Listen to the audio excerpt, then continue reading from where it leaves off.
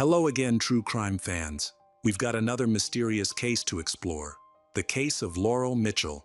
Laurel Jean Mitchell was born on May 24, 1958.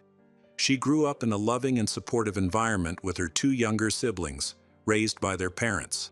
The Mitchell family was very friendly, and many neighbors considered them the ideal American family. Despite the challenges they faced, the family remained close and worked together to overcome difficulties.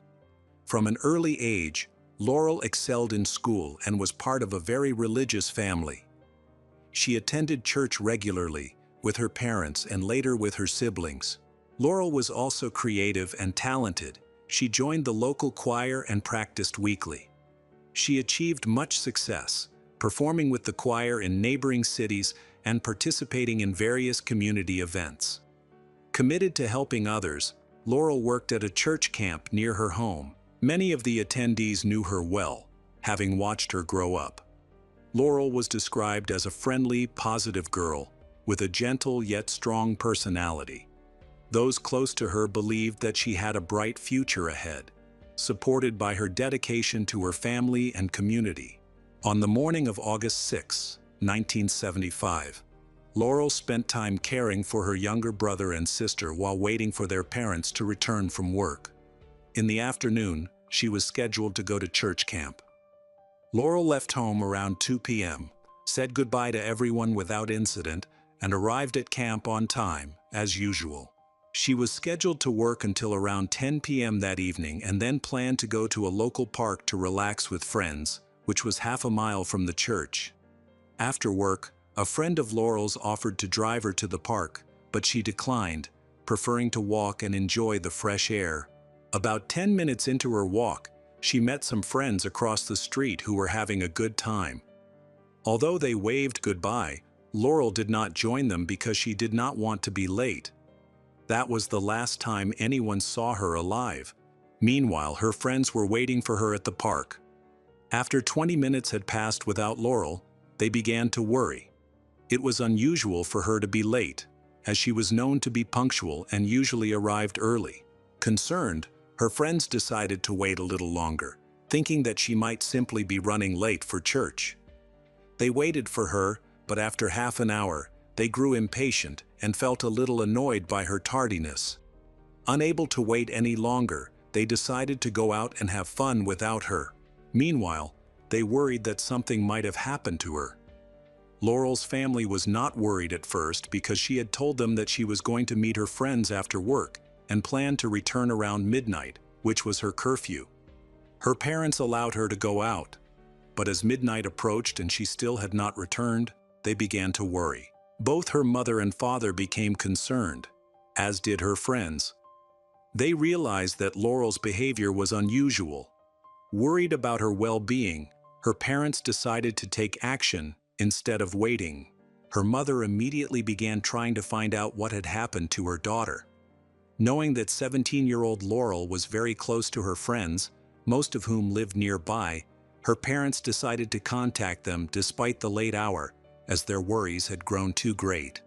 Laurel's best friend lived right across the street, and they often spent time together. So when Laurel wasn't at her friend's house, her parents were surprised. At that time, her friend had returned home, which raised their concerns. After talking to her friend, Laurel's parents were shocked to learn that she had not gone to the park to meet them and that they had gone for a walk without her. Her parents searched for Laurel along the path she would have taken, but found no sign of her. They planned to go home, hoping that she would be back by then, but she did not return.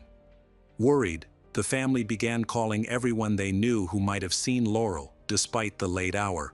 Most people were sympathetic, but unfortunately, no one knew where she was. They eventually decided to call the police to report her missing.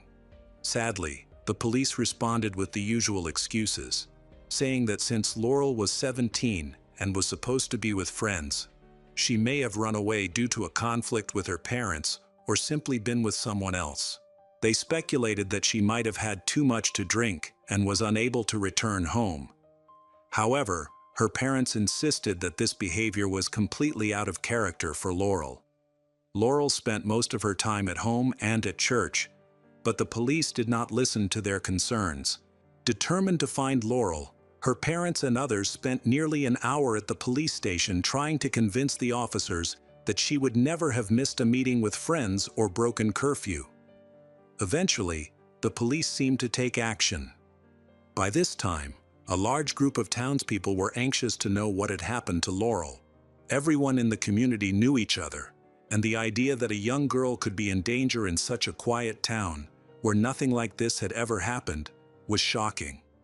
Laurel's parents made a phone call, and a crowd gathered outside the police station, ready to help. Despite the late hour, the people were determined to search for Laurel along with the police. First, they checked the camp near the church, along the route Laurel had taken. However, they found no sign of her along the entire path she might have followed. Then the group split up and searched the city until dawn, but unfortunately, they still found no clues. By 10:30 a.m., the search of the homes of Laurel's friends, whom she was supposed to meet, was nearly complete. The hope that she had simply gone out to have fun had evaporated. Naturally, there was interest in the missing girl's relatives. The Mitchell family had made extensive efforts to identify any potential suspects in Laurel's vicinity. However, they ruled them out, one by one. Laurel had a good social circle, with no signs of cruelty or criminality. Her friends could provide no leads for the investigation. There were no suspicious boyfriends or manipulative individuals in her life, as she had never dated anyone or even thought about boys. There were no jealous suitors who could harm her. Rumors began to spread, and the local community started to pressure the police for answers. Eventually, the police learned that Laurel had met a group of friends about 10 minutes earlier and had passed by them. They reported that they had seen nothing unusual. Laurel seemed happy and was not being followed. So what could have happened to her? A few kilometers north of the city, a man was fishing with his son on the river. Everything seemed calm until he noticed something suspicious floating downstream. Out of curiosity, he decided to row his boat closer. To his horror, he discovered that it was the body of a girl. The man was terrified, thinking that she might have had an accident and drowned. He believed he could still save her, so he pulled her body into the boat and tried to help. However, he soon realized that she was too cold, despite the warm weather. When all his efforts failed, he brought her body to shore with his son. He spotted a passing car and asked the driver to call for help. At the time, Laurel Mitchell's disappearance had not yet been officially reported. Since she had no identification, it was difficult to identify her. The police responded to the call. It turned out that the man and his son were not from the area and did not know Laurel. The police noticed a ring with her initials engraved on her finger. A few hours later, Laurel was officially reported missing, and her initials confirmed her identity. Her parents were able to identify her immediately. Initially, there was an assumption that she may have accidentally fallen off the bridge, slipped, and drowned, possibly due to not knowing how to swim or being intoxicated. However, her parents quickly dismissed these thoughts. They knew that swimming was a regular part of Laurel's training. She had always loved water and enjoyed swimming since childhood, so she could have swum out of the reservoir if she had accidentally fallen in. Additionally, her family and friends confirmed that she had not been drinking. She had not intended to cross the bridge that night, as it was not on her route, making it unlikely that she had accidentally ended up there. Despite this, the police remained skeptical of the family's beliefs. Laurel was found in a large river with a strong current.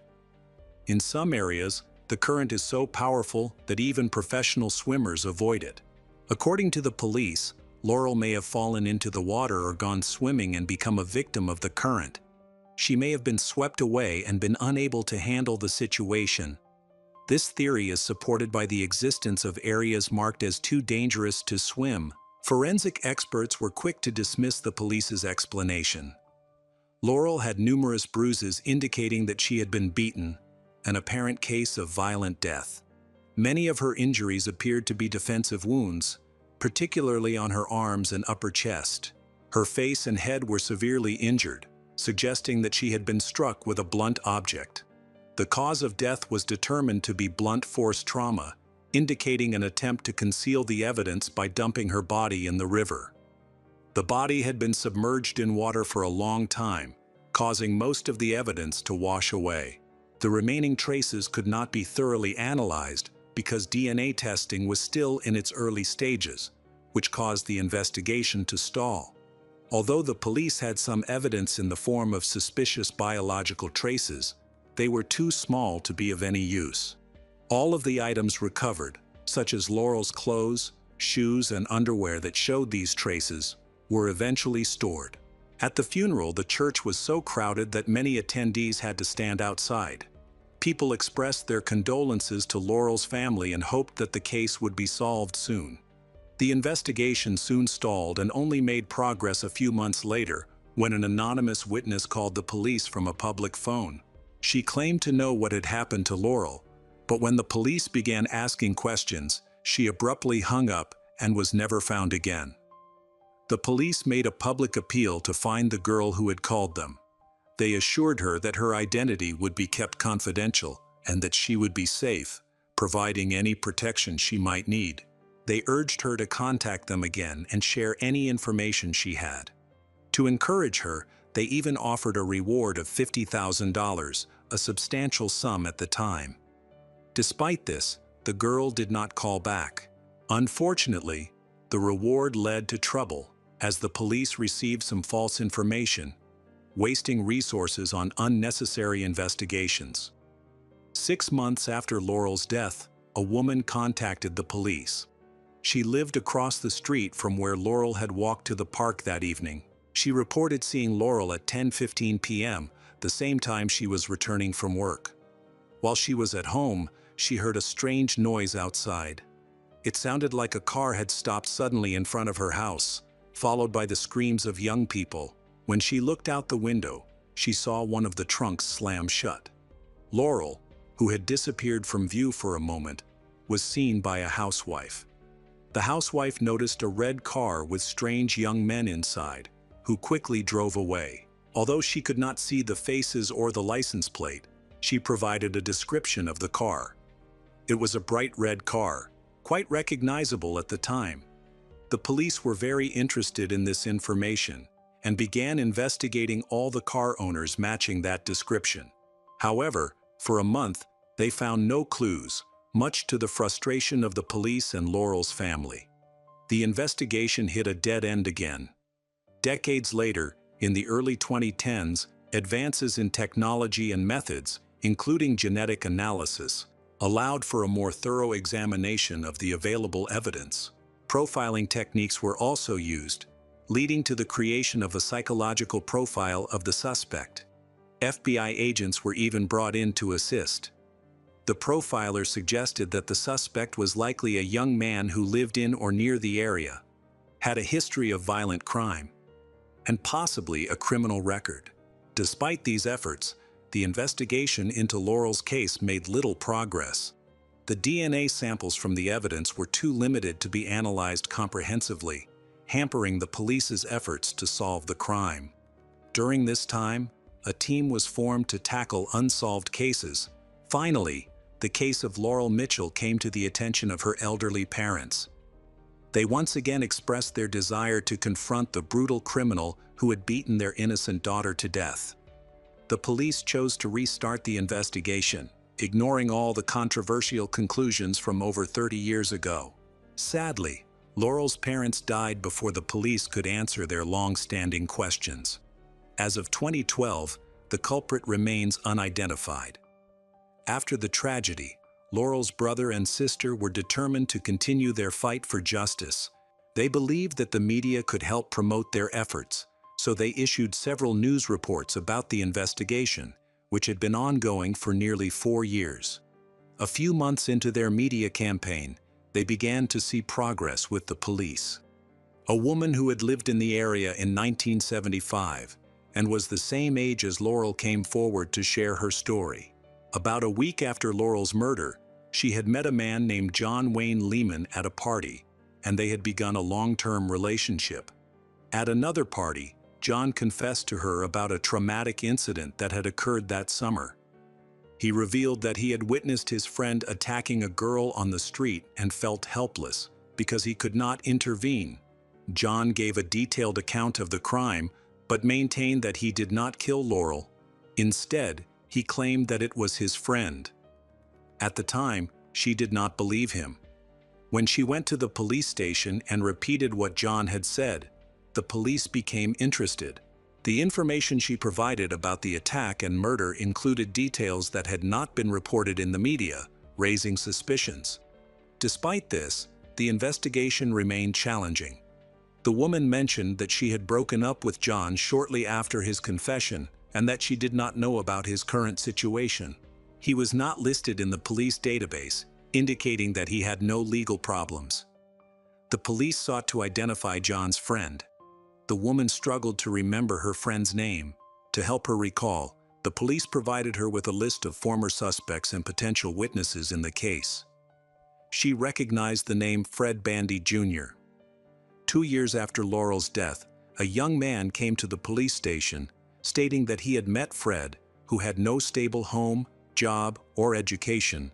He described Fred as having an anger problem that he could not control. During one of their meetings, Fred confided in him that a friend named John had attacked a girl on the street for no reason. When the girl fought back, Fred became angry and started hitting her. He continued to attack her even after she passed out and fell to the ground.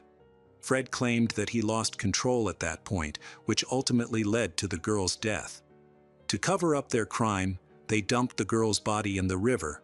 At the time, the police did not take the young man's testimony seriously because he could not provide the girl's name, making it impossible to verify his account. Initially, the police ignored the situation, but eventually remembered it. However, they did not take action because they could not verify his testimony. After reviewing the report, the police discovered that John Wayne Lehman and Fred Bandy Jr. were involved in the case.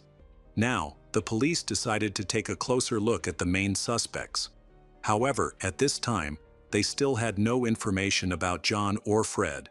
Finally, the police had advanced technology that could analyze even the smallest traces.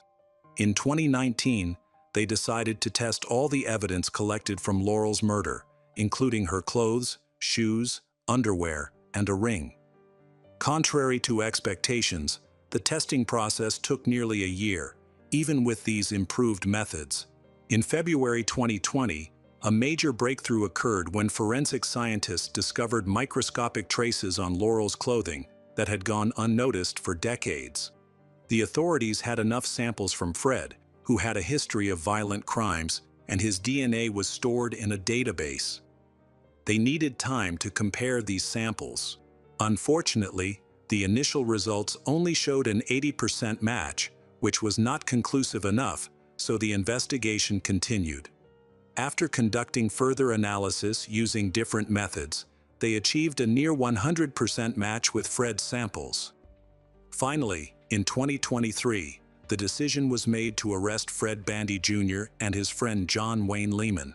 Police noted that Fred had a history of 3 violent crimes, all targeting young girls, but he had only been convicted of one of these crimes.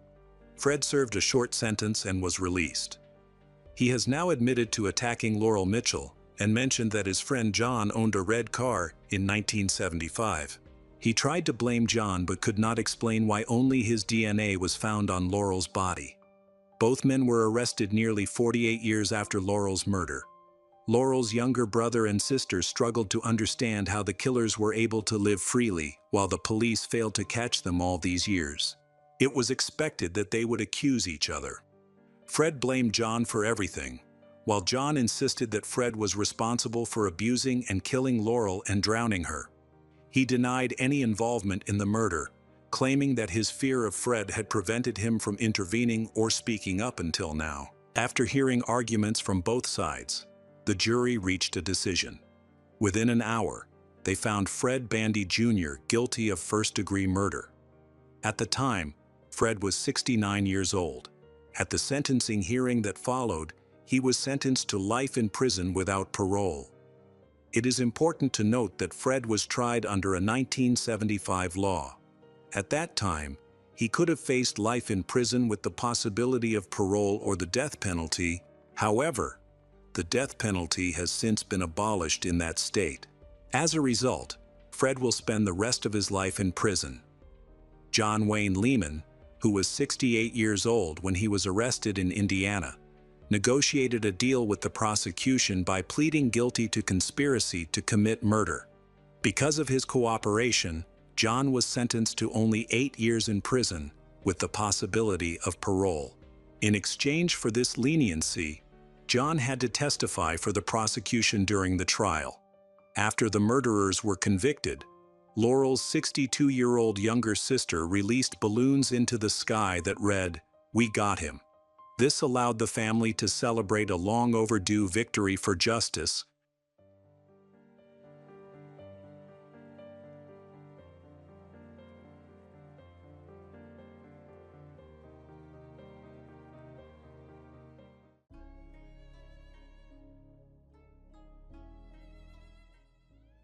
Hello everyone, today we will learn about another case. The case of Jody Myers. One day, 20-year-old Jody Myers and her fiancé, 31-year-old Neil Archer, were attending a birthday party for Jody's stepfather. Although the celebration was lively, Neil was not enjoying themselves. Neil was reluctant to participate and chose to sit in Jody's car while she mingled with family and friends by the fireplace.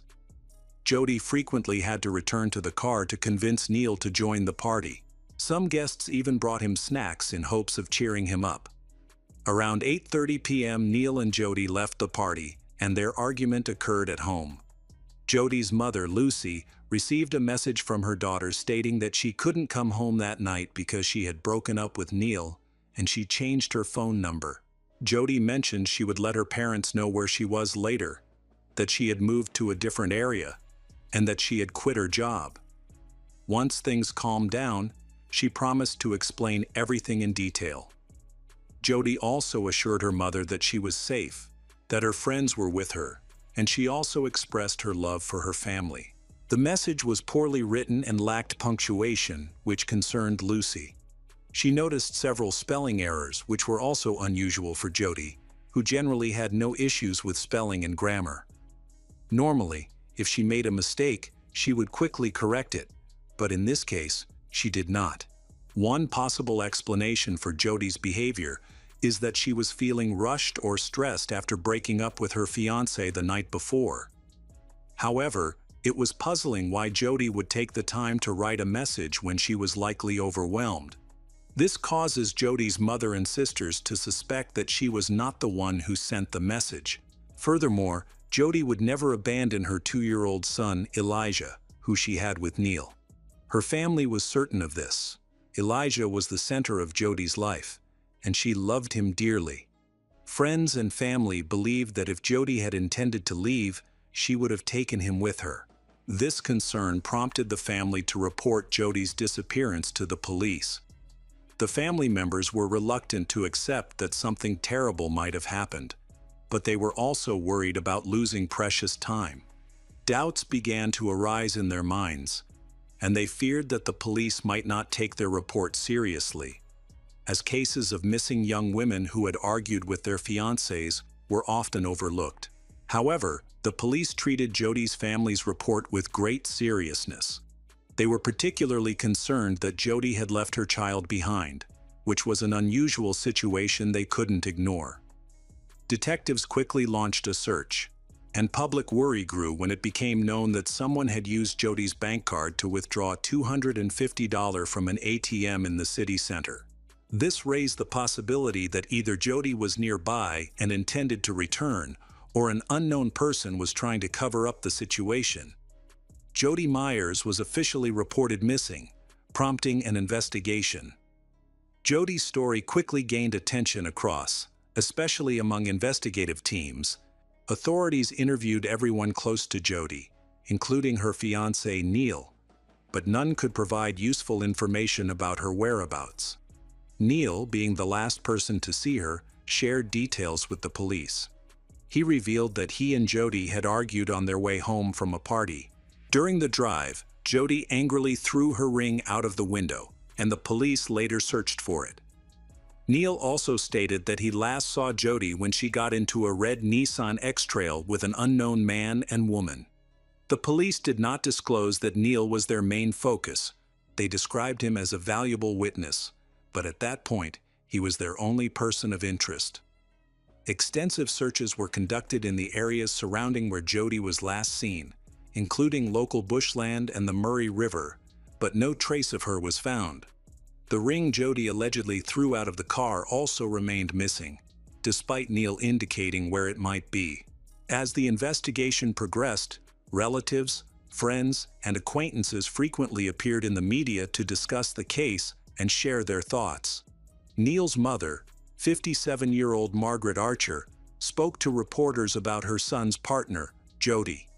Margaret expressed hope for Jody's return, as she is needed by her son. Meanwhile, Neil addressed the media, responding to their presence outside his house while playing with his son. He took the increased attention calmly, stating only that it was a bit stressful for him, but he was happy to assist the authorities in the investigation.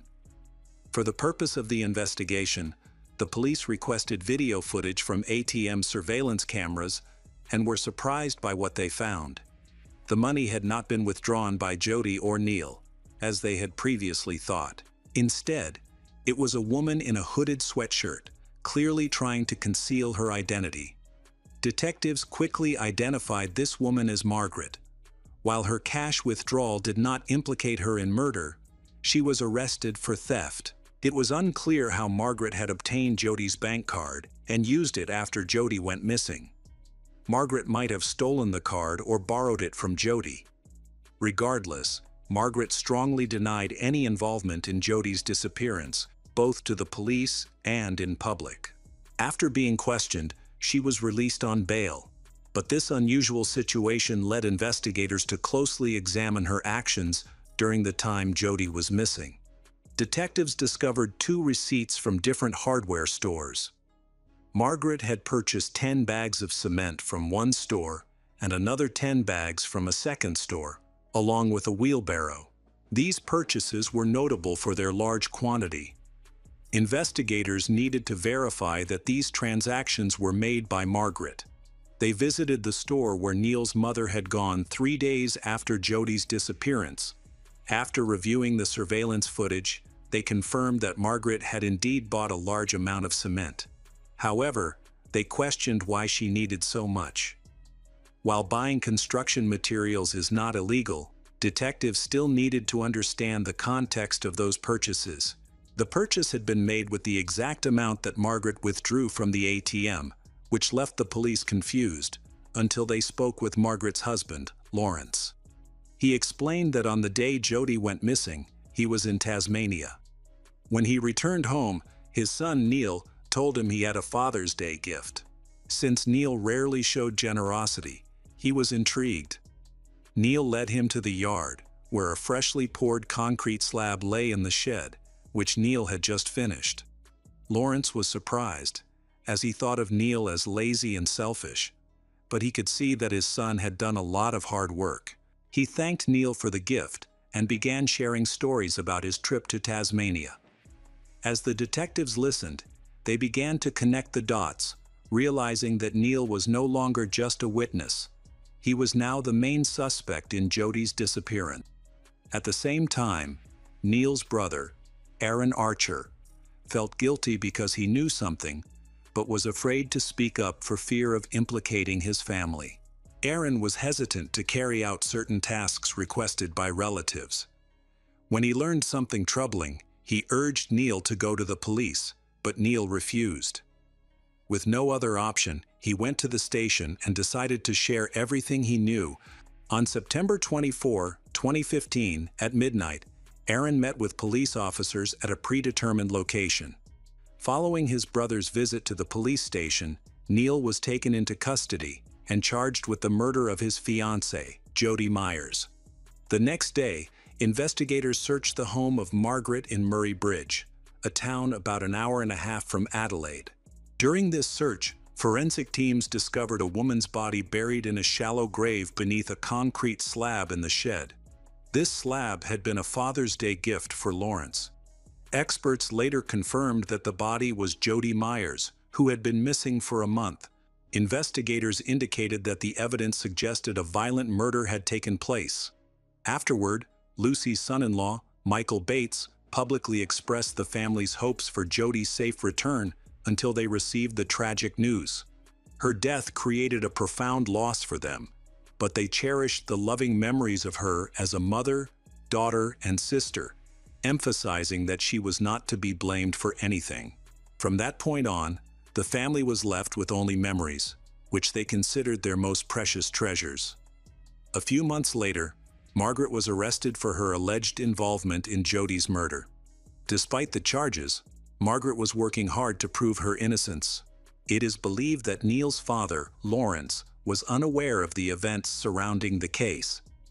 Then, investigators have built a detailed narrative into the Jody Myers case.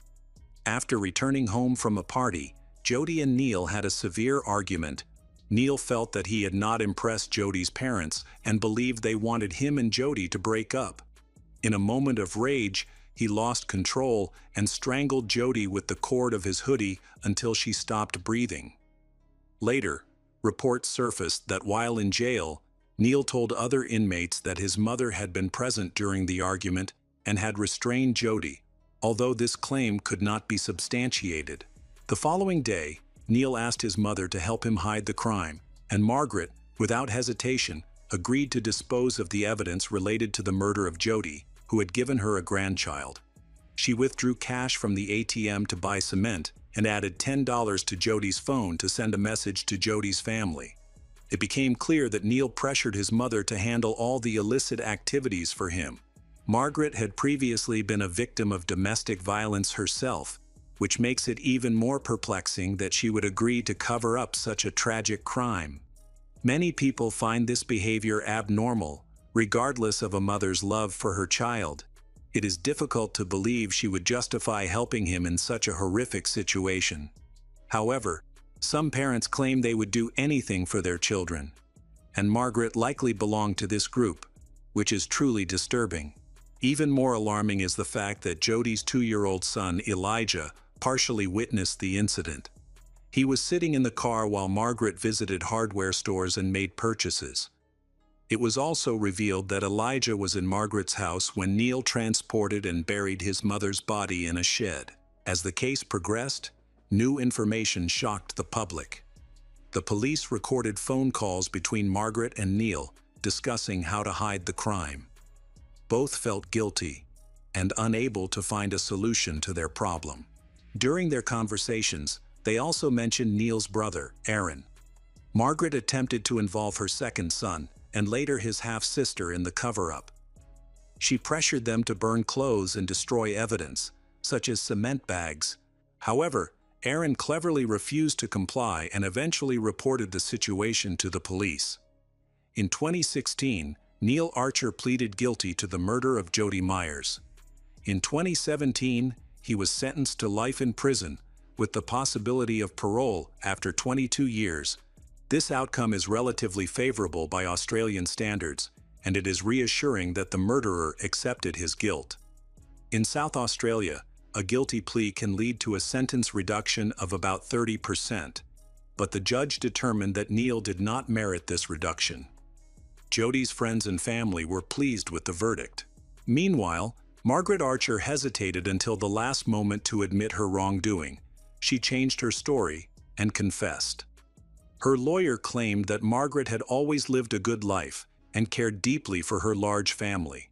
However, considering that she waited until the very end, unwilling to confess to the crime, one can easily conclude that Margaret felt no remorse for her actions. In 2018, she was sentenced to 6.5 years in prison for aiding a criminal. Then, she was released in June 2022. Meanwhile, little Elijah is being cared for by his grandmother, Lucy.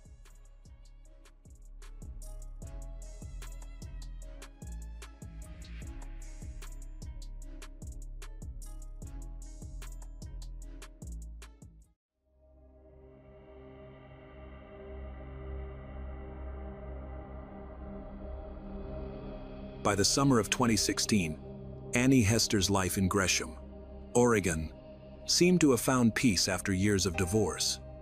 But one June night, that peace was torn apart.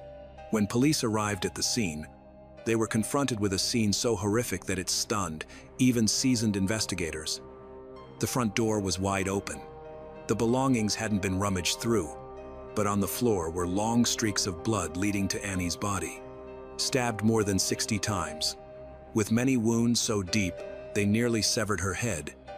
On her shoulder, the killer had carved the letters VXV, a strange sign that no one understood as a message, a symbol, or a challenge.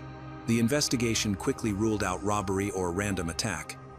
The crime scene revealed a carefully planned crime, driven by cold hatred and jealousy. What haunted the police most was the way the killer had broken in. Only someone who was too familiar with the apartment could have done so. So who killed Annie Hester? Why did a gentle, hard-working mother who devoted herself to her daughter have to die in such extreme pain?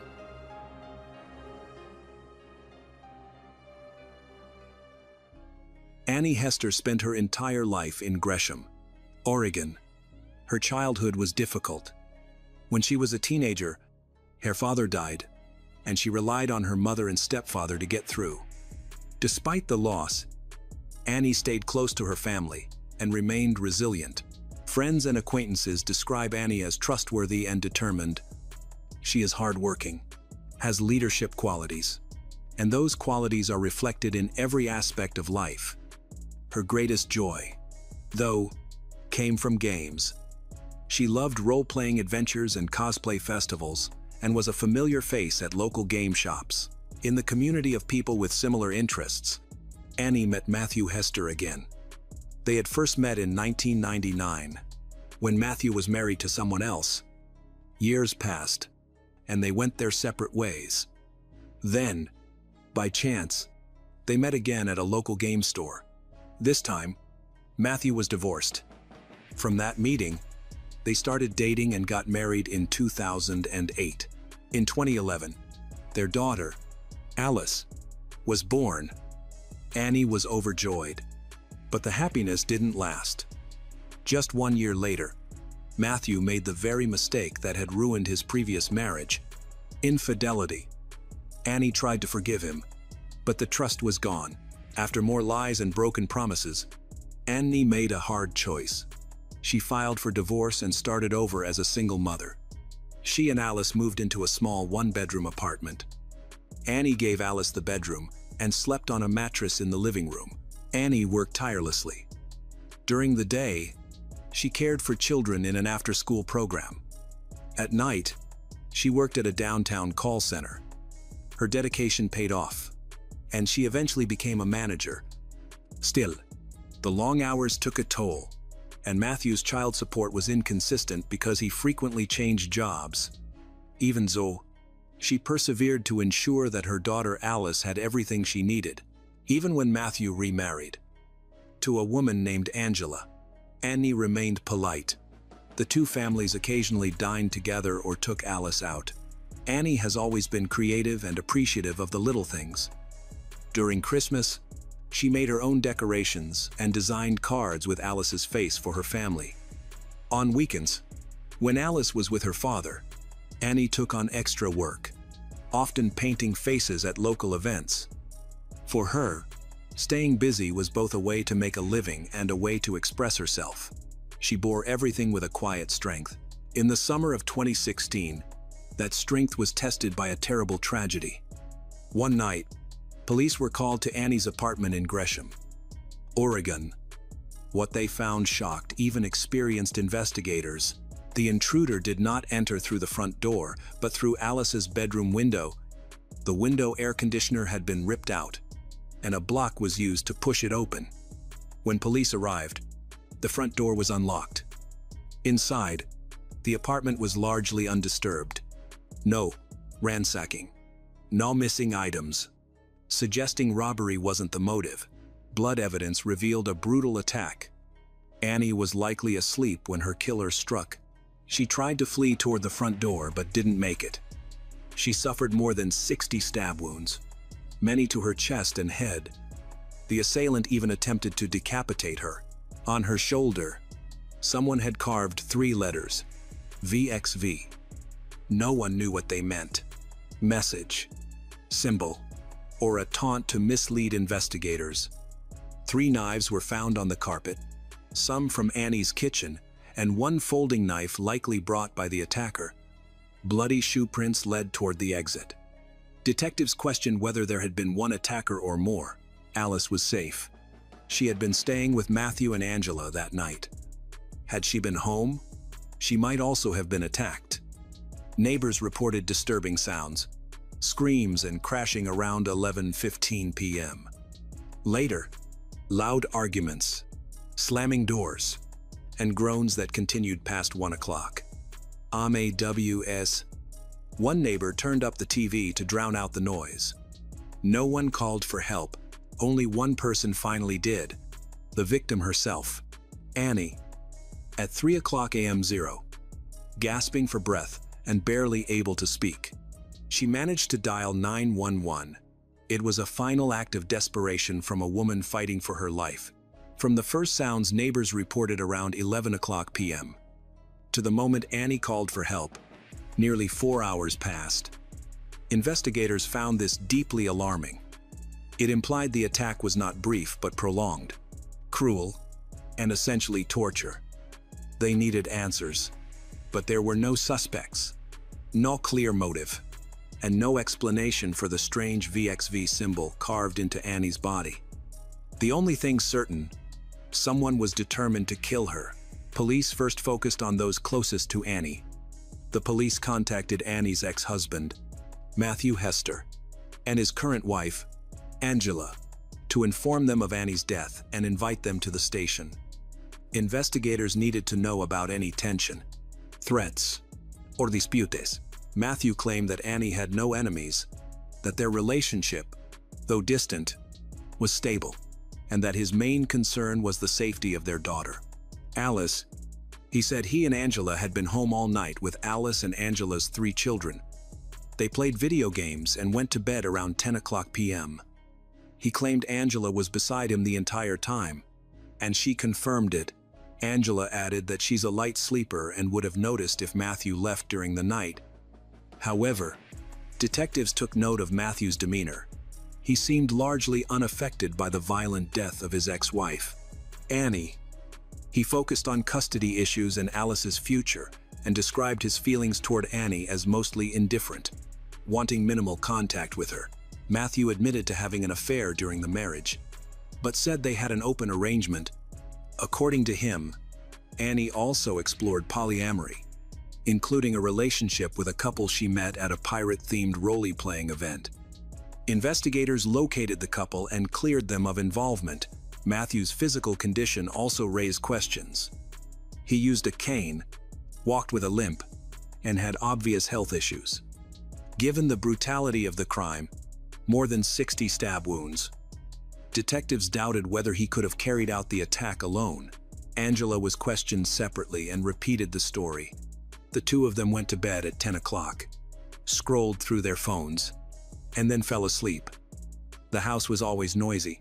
4 children, a dog, and a tenant in the garage. Angela's best friend, Karina, who was renting the garage, said she was sure Matthew and Angela were home all night. Karina said she would have heard if a car left the driveway. Both Matthew and Angela voluntarily surrendered their phones, and nothing incriminating was found at that time. With no solid evidence, they were released. Meanwhile, investigators expanded the search. Teams combed the brush along the Springwater Trail with dogs and helicopters. The area had a notorious reputation for crime and illicit substances, causing concern among residents. Many people assumed Annie might have met a dangerous vagrant. But the deeper we delve into Annie's life and her custody battle with Matthew, the less convincing this theory became.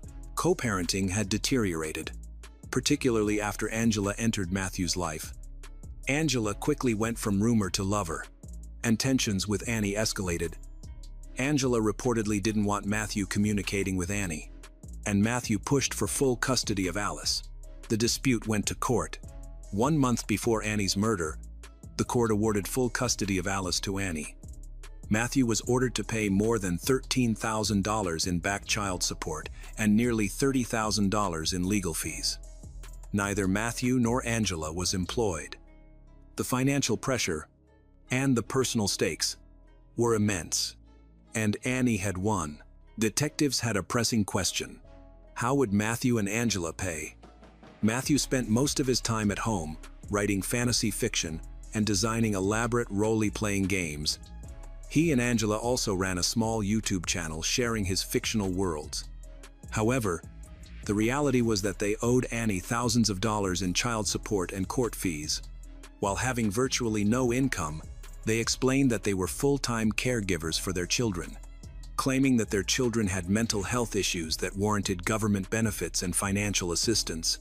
Angela's ex-husband, Aaron, told investigators that her fixation on diagnosing and medicating children had contributed to their divorce. According to Aaron, Angela often insisted her kids needed prescription drugs even when doctors disagreed. Behavior he viewed as dangerous and unnecessary. He also said Angela's attention later turned to Alice, Annie's daughter. Angela became convinced Alice was bipolar, a claim Annie vehemently denied. Annie feared Angela might try to use Alice's name and alleged condition to obtain additional benefits. Experts later validated Annie's concerns. A licensed psychologist explained that labeling normal developmental behaviors as mental illnesses was harmful, and there was no formal diagnostic criteria for bipolar disorder in children under 6. Tensions escalated when Child Protective Services received a report that Annie was neglecting her daughter, Alice. She didn't know who made the call and was devastated. The case was quickly dismissed as unfounded, but the emotional impact was severe. In an email to a friend, she wrote painfully that she did not understand and asked why she had to endure all that. The motives were clear to investigators: child custody, jealousy, and money. 3 powerful reasons. Matthew and Angela could have wanted Annie gone, but motive alone wasn't enough. They still lacked hard evidence.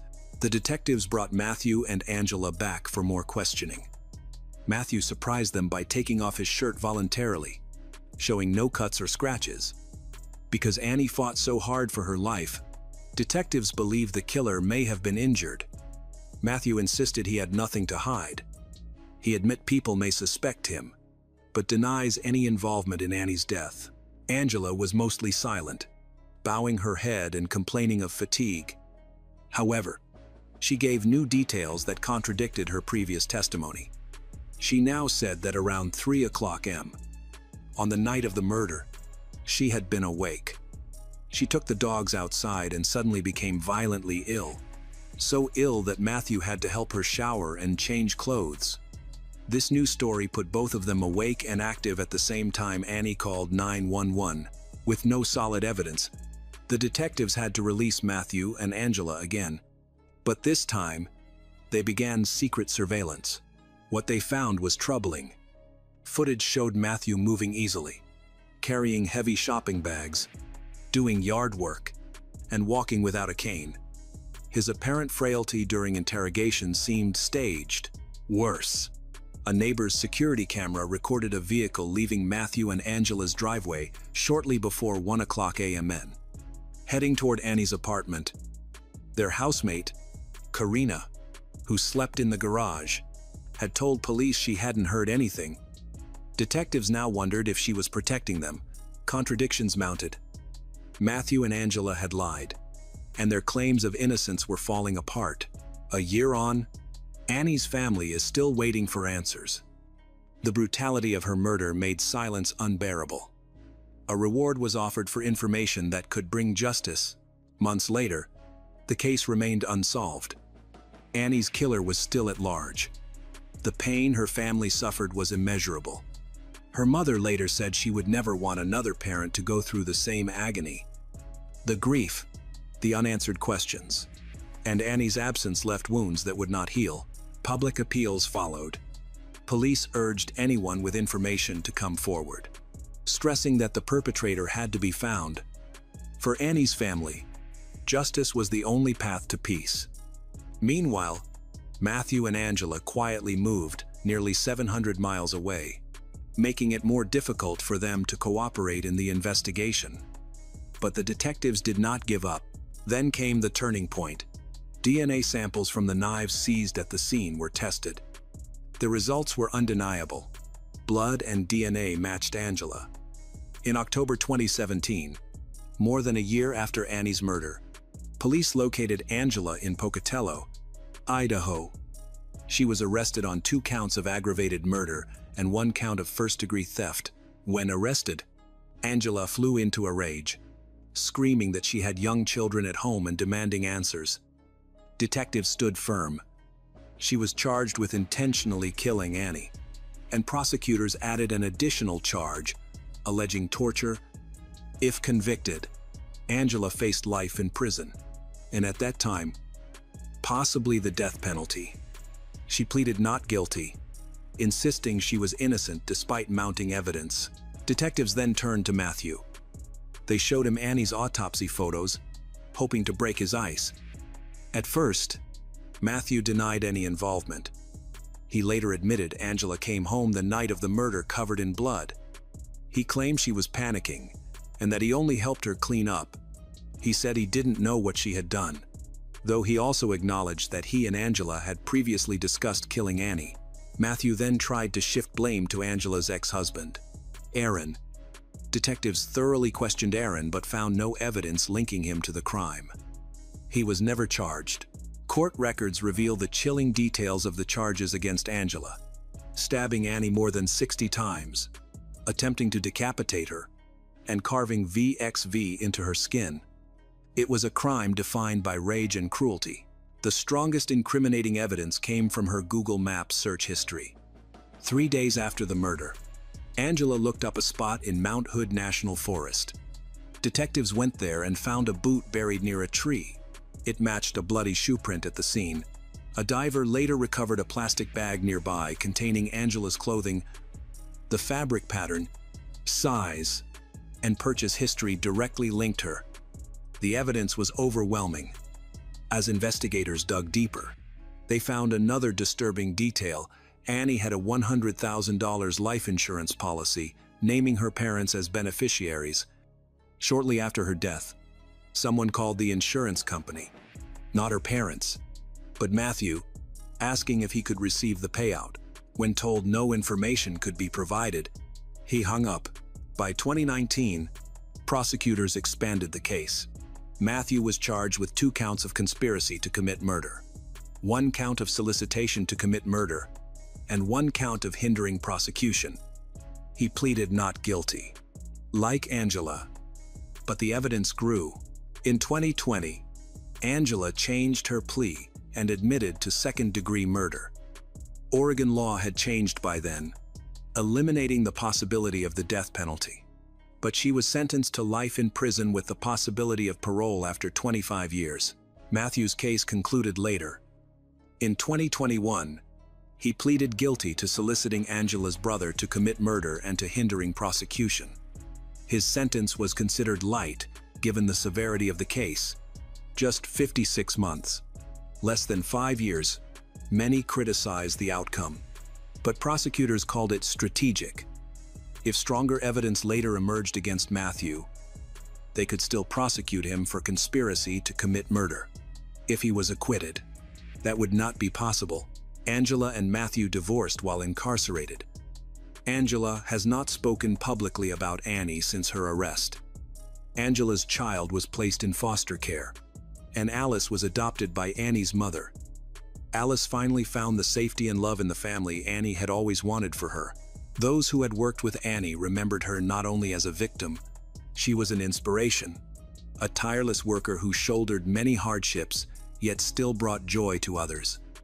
Her positivity, even in her darkest moments, left a lasting mark. In her final moments, Annie reflected what she always embodied: strength, resilience, and a fierce will to fight.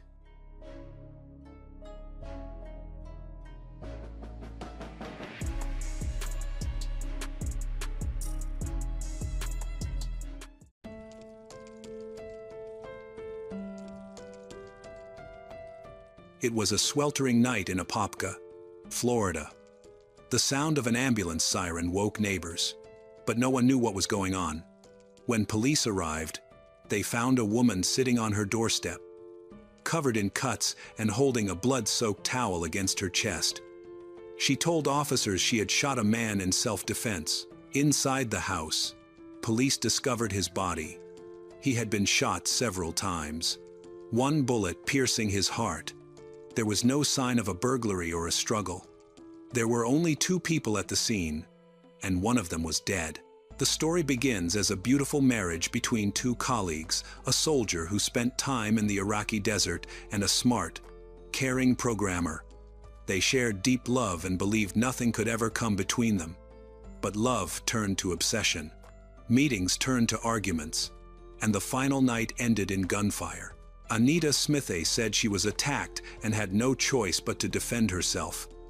Investigators doubted her account. Were her wounds signs of self-defense or self-inflicted? Were the 3 gunshots the result of panic or intention? This is the story of a broken love, a night of terror, and a confession that still divides public opinion. Was it self-defense or murder?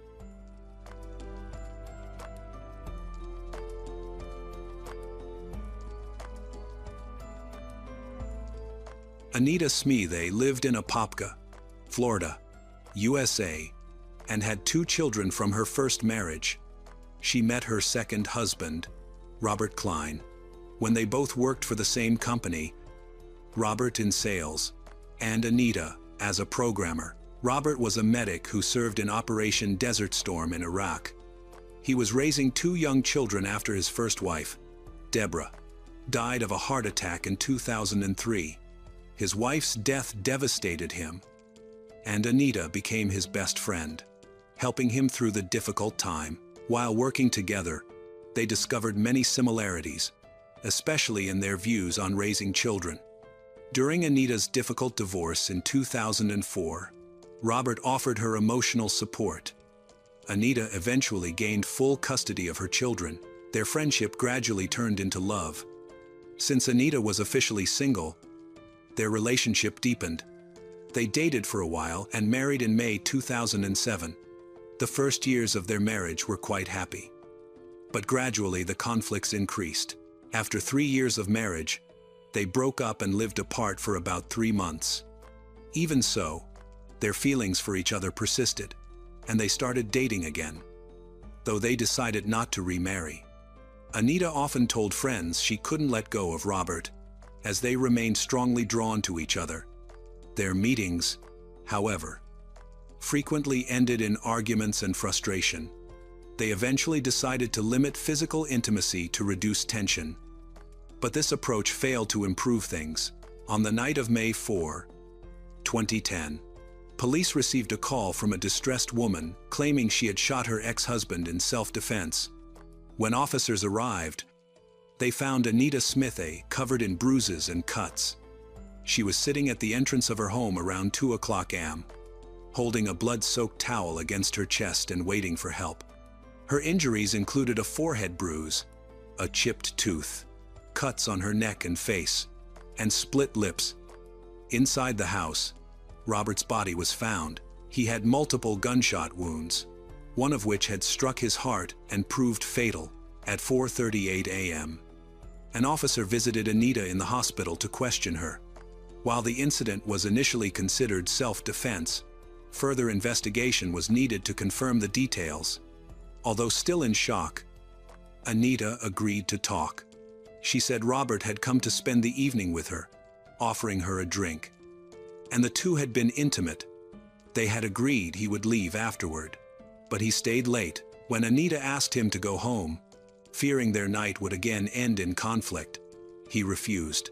An argument broke out, likely intensified by alcohol. Robert allegedly attacked her, pushing her onto the bed and pinning her down. He demanded they get back together. Anita tried to calm him and asked him to leave, but he refused. Although they continued meeting, she did not want to remarry him. In a fit of rage, he allegedly stabbed her several times and then held a knife to her throat. She resisted and tried to calm him down, reminding him that the police would hold him responsible if she died. Robert did not seem to mind. He insisted that the detectives would be unable to prove anything because he had a solid alibi. He said he left after the children were asleep, and they could confirm that he was home all night. The argument escalated. When Anita refused to yield and insisted on ending their relationship, Robert slapped her again. The blow caused her to lose a tooth and tear her lip. Still not satisfied, Robert tries to abuse Anita. In panic, she grabbed the pistol she kept in her nightstand and shot him. On the surface, it looked like a typical case of self-defense, but many details were unclear. Anita was questioned 2 hours after the incident, and due to shock, her memory of the event seemed uncertain. The police postponed further questioning until she had calmed down.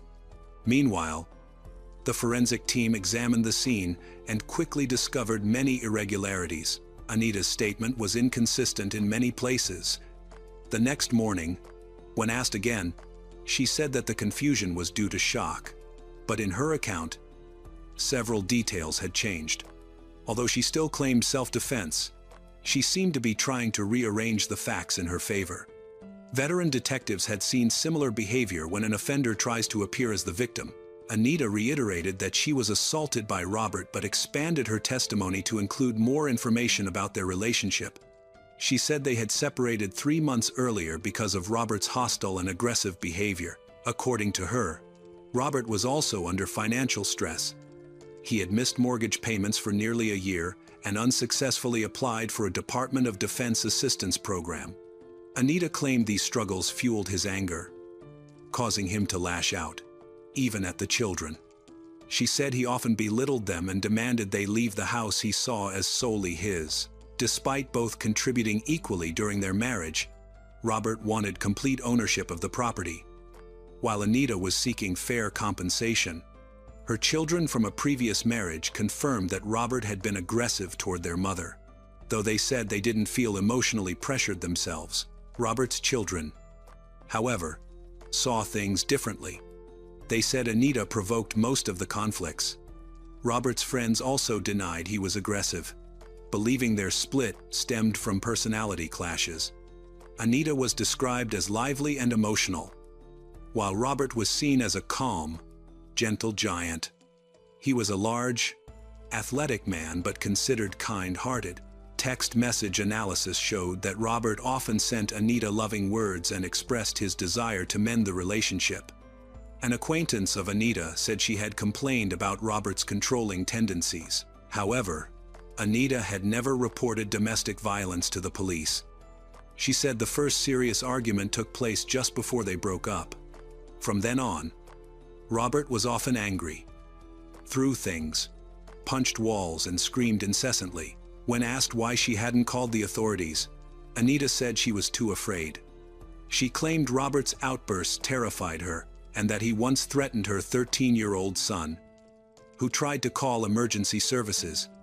The boy was crying and scared, but Robert continued to torment them. Anita said she was afraid she wouldn't have enough time to call the police, so she thought it best to stay quiet. They left once Robert calmed down.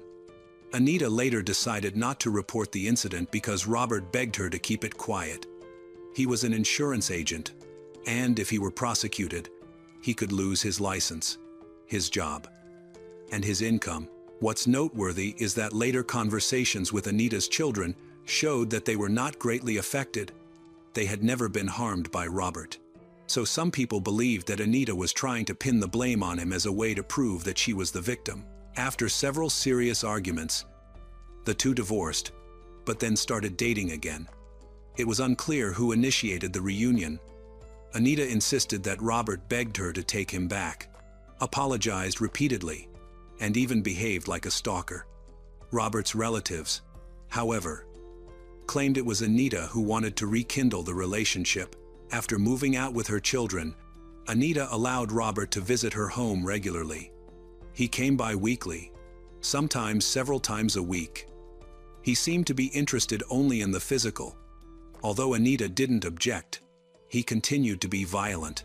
It all happened again on May 3 and 4, the day of the tragedy. While they argued, Anita tried to shoo him away, but he ignored her. A knife suddenly appeared in his hand, the handle wrapped in a napkin. Anita realized he was serious, because he held the knife in a way that would not leave fingerprints. Instead of calming down, Robert put a knife to her throat and abused her. In describing the attack, Anita mentioned details that investigators found suspicious, including his use of the napkin and the way their bodies were positioned. She said she lay beneath him on the bed as he held the knife to her throat. When Robert became distracted while reaching for lubricant, Anita retrieved a pistol from the top drawer of her nightstand and quietly placed it under his pillow. He didn't notice. After the assault ended, she pressed the pistol to his chest. Robert didn't resist. Instead, he collapsed onto her with his full weight, which she could not support. As she struggled under him, the gun discharged. Anita insisted the shooting was accidental. She claimed she had aimed at his stomach and that the weapon shifted when Robert tried to push it away. The bullet hit his heart, and he died instantly. Police began to suspect that it was not entirely self-defense. They reconstructed the scene, analyzed the location of the body and objects, and found many inconsistencies in Anita's story. They began to suspect that Anita might have inflicted her own knife wounds to make her account appear more credible. They found a small folding knife next to the bed where the shooting occurred. Anita's eldest son later claimed it was his own, which was odd, since his room was far from his mother's, and Anita had never mentioned that Robert had been there. Anita's eldest son also had no reason to leave a knife in his mother's room. Investigators reasoned that if Robert had really planned to harm Anita, he would have used a more accessible weapon, perhaps something from the kitchen or one of his own. Using her son's folding knife seemed improbable. The next issue in dispute was how many shots were actually fired. Although Anita claimed there had only been one, a ballistics analysis showed that 3 shots had been fired, 2 of which she never mentioned. It was also unclear when those 2 additional shots occurred. Notably, one of the bullets was blank and was determined to be the first shot. Anita said she did not remember the details because she was frightened and in shock. Despite this, she remembered other aspects of the event clearly, making investigators doubt her explanation. They began to suspect she was adjusting her story to fit a self-defense claim. Evidence, while circumstantial, started to suggest premeditation. After the first attempt to shoot failed, Anita pulled the trigger several more times. She claimed she did this because Robert became violent once he realized she was about to shoot him. Anita said she had acted out of fear during the struggle and had no choice but to defend herself. Police, however, were already skeptical. Even the detectives couldn't agree on how to interpret the inconsistencies in her story. Anita's version conflicted with the ballistics results, raising serious doubts. Another suspicious detail was the jar of coconut oil. Anita said the oil bottle was always on the nightstand because they often used it during intimacy. But when detectives arrived at the scene, they found the jar in the bathroom instead. Nobody could explain how it got there.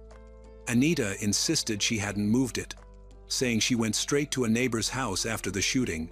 However, as questioning continued, she became more anxious, and her story began to shift.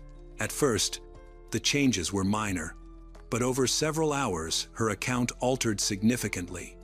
She eventually admitted that Robert hadn't reached for the oil on the nightstand. He had gone into the bathroom. During that time, she hid the gun under his pillow. Detectives found this detail highly suspicious. Anita had been presenting herself as the victim, but this new version made her look like a calculated killer.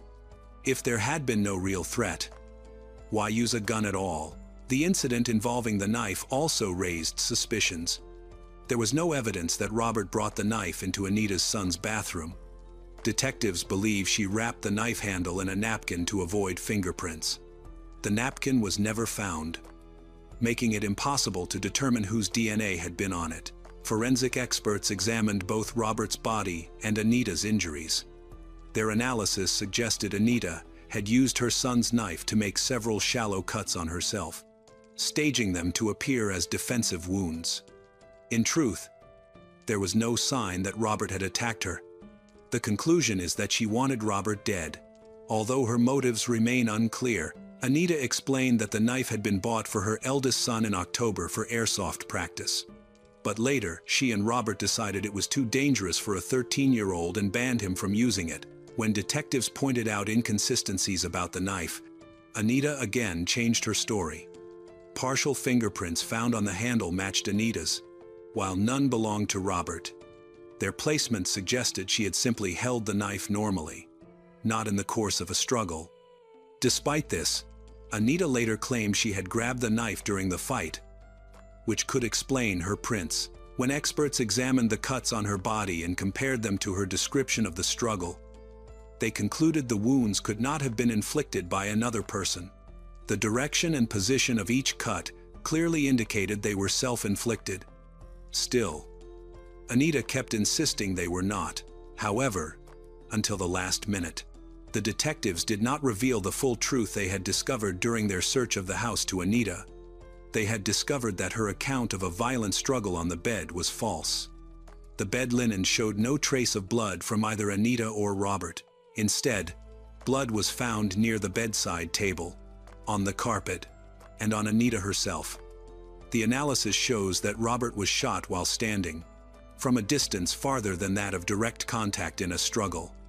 It appeared that he entered the room and was almost immediately shot. When confronted, Anita's story unraveled. She admitted lying about the struggle on the bed. Robert had never held her down. She claimed that the struggle actually happened near the bed, involving a knife. Later, Anita confessed that she had inflicted wounds on herself. Fearing the police would not believe her claim of self-defense, Anita insisted she hadn't meant to kill Robert and only lied because she thought no one would believe her. She said her greatest fear was losing her children and going to prison. However, investigators felt this was a plea for sympathy. They no longer believed her self-defense claim and began to look for evidence of premeditation.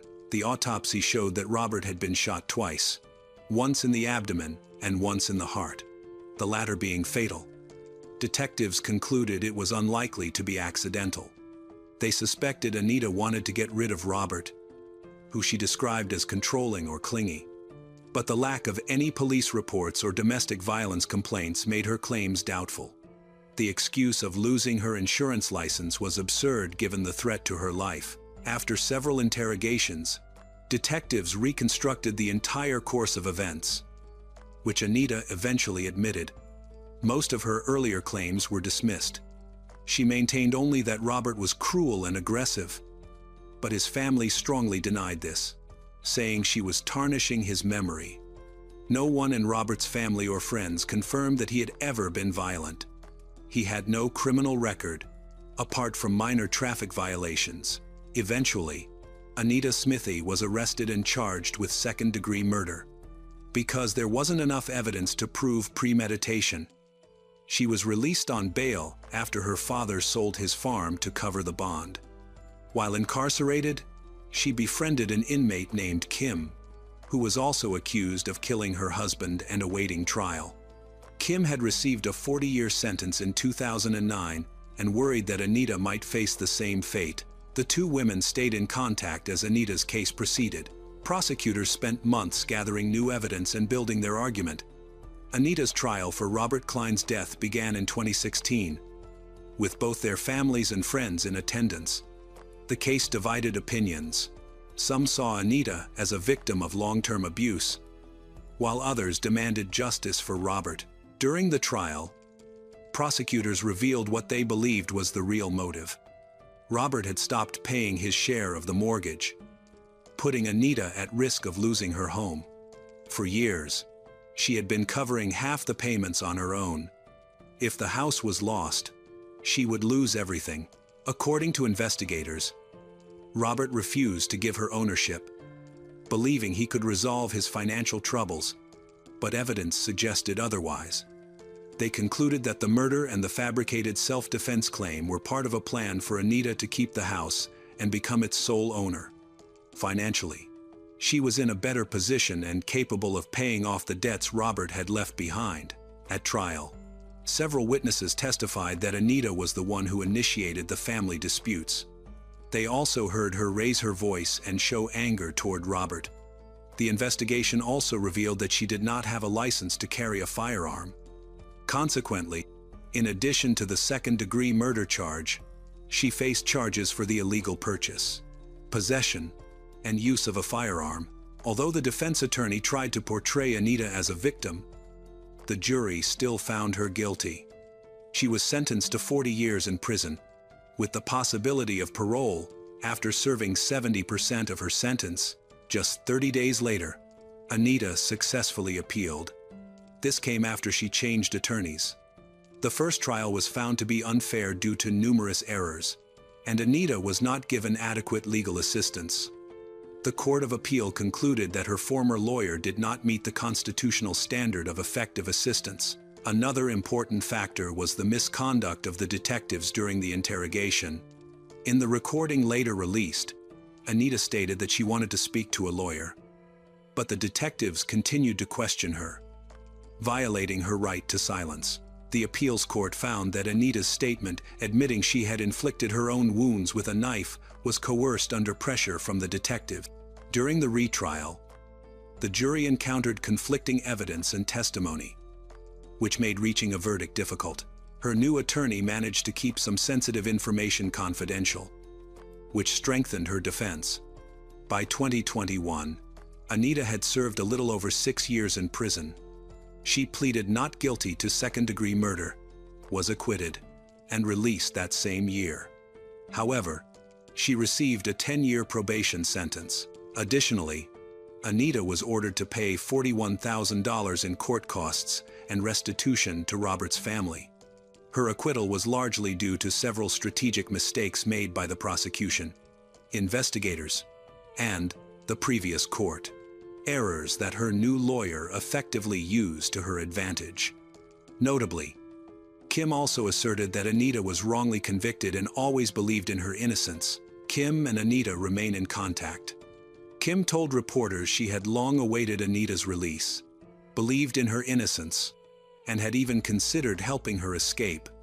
Anita claims that both women were victims of domestic violence and government mistreatment. She has attempted to become an activist for individuals in similar situations but has seen little success. In one interview, Anita proposed partnering with Kim to create a law firm dedicated to defending people facing comparable cases.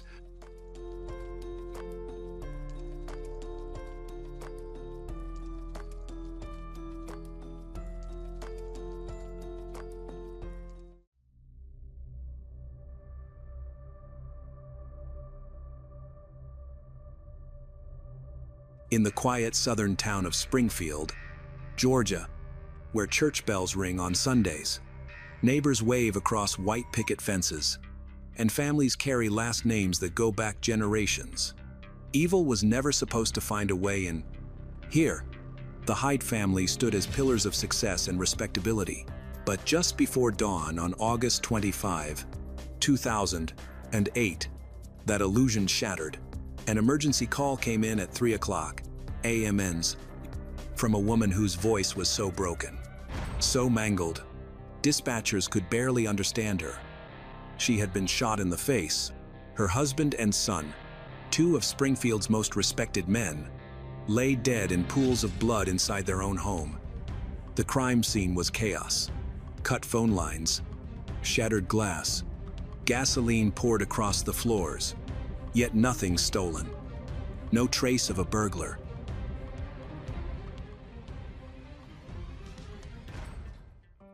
Springfield, located in the state of Georgia, USA, is a small town with roots dating back to colonial times.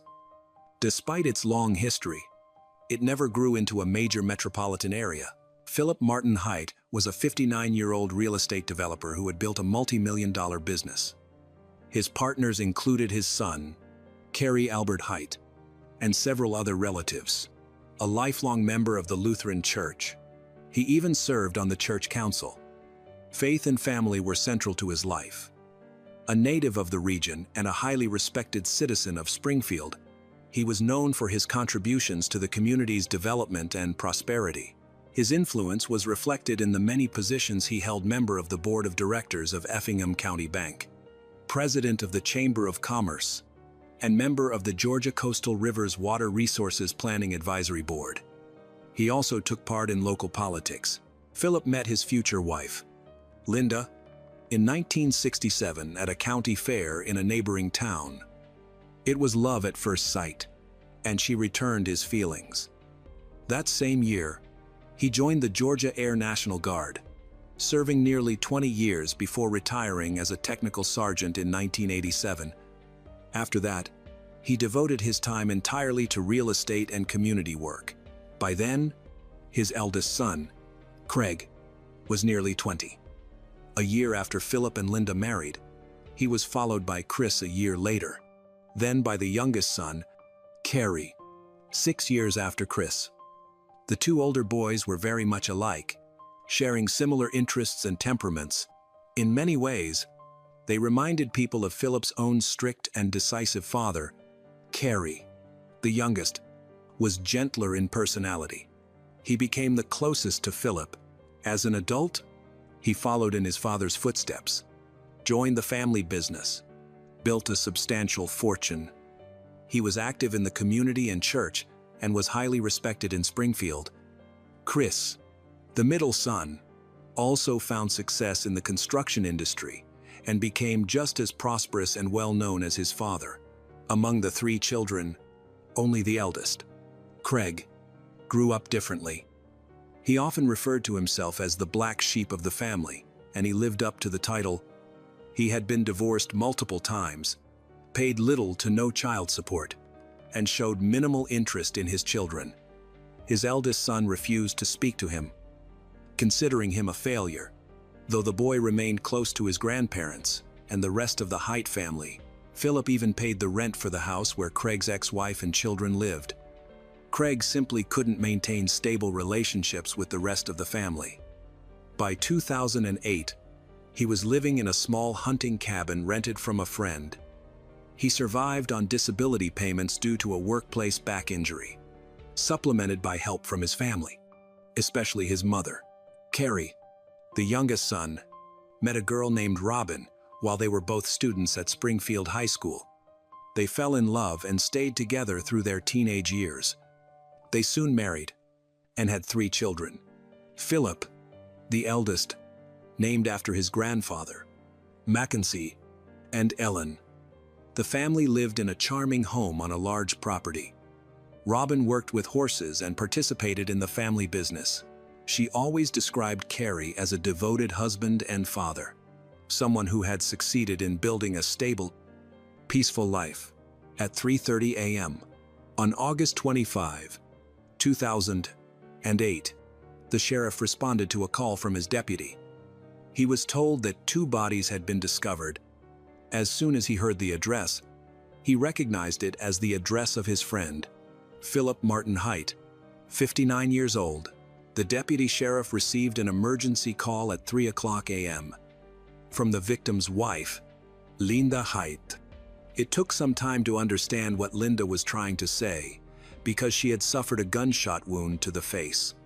Her jaw was severely damaged, causing her speech to be slurred and fragmented. At the time, Linda was 58 years old. She had dozed off on the couch and woken up in the middle of the night to go to the bathroom. Suddenly, she heard a loud bang from inside the house, which she initially assumed was thunder. But when she opened the bathroom door, she saw an unknown man pointing a gun at her husband. He fired immediately, shooting Philip Martin Height in the face with a shotgun and killing him instantly. The moment the gunman noticed Linda in the doorway, he turned the shotgun toward her and pulled the trigger. Linda was incredibly fortunate. She instinctively tried to dodge, though part of the projectile struck her face and shattered her jaw. She collapsed to the floor and lost consciousness. When she eventually regained awareness, she could see pieces of her jaw, teeth, and blood scattered across the floor. She crawled towards her husband, but he was dead. The attacker had vanished. Summoning every bit of strength she had left, she decided to call 911. When police arrived, Linda was barely conscious. She had lost a great deal of blood and was extremely weak. Patrol officers began clearing the house with weapons drawn, but the attacker had already fled. While searching the rooms, they discovered Philip's youngest son, Cary Albert Height, in his childhood bedroom. He too had been shot in the face with a shotgun, just like his father. Judging by his position, Cary had been caught completely off guard and had no chance to defend himself. Experts later determined that both victims were killed at close range, no more than 2 meters away, with a 12-gauge shotgun. When the sheriff responded to the scene, he immediately contacted the Georgia Bureau of Investigation, aware that he was too close to the Height family to conduct an impartial investigation. When GBI agents arrived, it quickly became clear that the house did not resemble a typical burglary scene. Although the phone lines had been cut and a pane of glass in the door was broken, nothing was missing, not even cash left in the open. Furniture and belongings were undisturbed. Investigators began suspecting that the intruder had come to the house with one intention: murder. The gasoline smell Linda had mentioned was consistent with a failed attempt at arson. The attacker had poured gasoline through several rooms, but Linda's unexpected survival and call to 911 likely caused him to panic, abandon his plan, and flee. Forensic experts soon concluded that the crime scene had been staged and staged poorly. This indicated that the person who attempted the staging had little experience. One of the strangest clues was a key left in the lock of the very door whose glass had been smashed. It suggested the perpetrator had access to the house and had no real need to break in unless he was trying to make the attack look like a burglary. News that the influential Height family had been attacked spread rapidly through Springfield. Residents feared that an escaped inmate from the nearby prison might be responsible. But no such escape had occurred. Another early suspect was a young neighbor known for dealing illegal substances, and it seemed plausible that he might commit violence in search of quick money. However, after interviews and verification, investigators ruled him out. Philip Martin Height was widely regarded as a respected and generous businessman with no known enemies. His wife and youngest son, Cary, also had clean reputations. Everyone who knew them spoke highly of the family. The motive for the attack remained unclear until the sheriff recalled a conversation he'd had with Cary Albert Height about a month before the tragedy. Cary had confided that he knew about his wife's infidelity, but refused to reveal the identity of the person involved. After hearing this, investigators decided to pursue the lead and immediately contacted Robin, Cary's wife. By 5 a.m., agents were already at her doorstep to notify her of her husband's death and to ask several questions. Robin stated she had no idea who might wish harm on the Height family, but she admitted that she had indeed had an affair and deeply regretted it. Later that same day, she met with her husband's older brother, Craig Philip Height, with whom she had been secretly involved. Craig insisted he could never harm his family, regardless of the turmoil their affair had caused, and Robin believed him. But by then, detectives already suspected he might be connected to the crime. Once investigators uncovered the love triangle, a disturbing scenario began to take shape. According to them, Craig had smashed the glass in the front door to stage a burglary. In reality, he used a spare key that was always kept in the garage. Only immediate family members knew where it was hidden, narrowing the list of suspects. With the key, he entered the house, went directly to Cary's room, and shot him in the face. He then moved to his parents' bedroom. Philip woke up after hearing the noise and stood up. But before he could react, Craig fired a shotgun blast into his face, killing him instantly. Linda, Craig's mother, was attacked next. To cover his tracks, he poured gasoline around the house. But before he could ignite it, he heard Linda awake and speaking on the phone.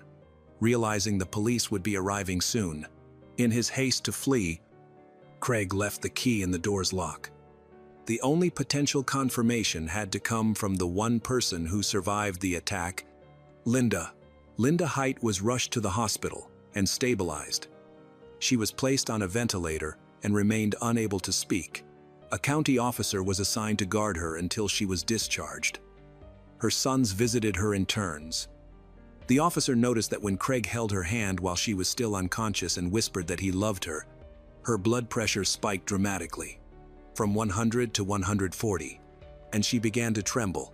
Linda later dismissed this as absurd, insisting she had no memory of visitors during that period and couldn't imagine her body reacting that way.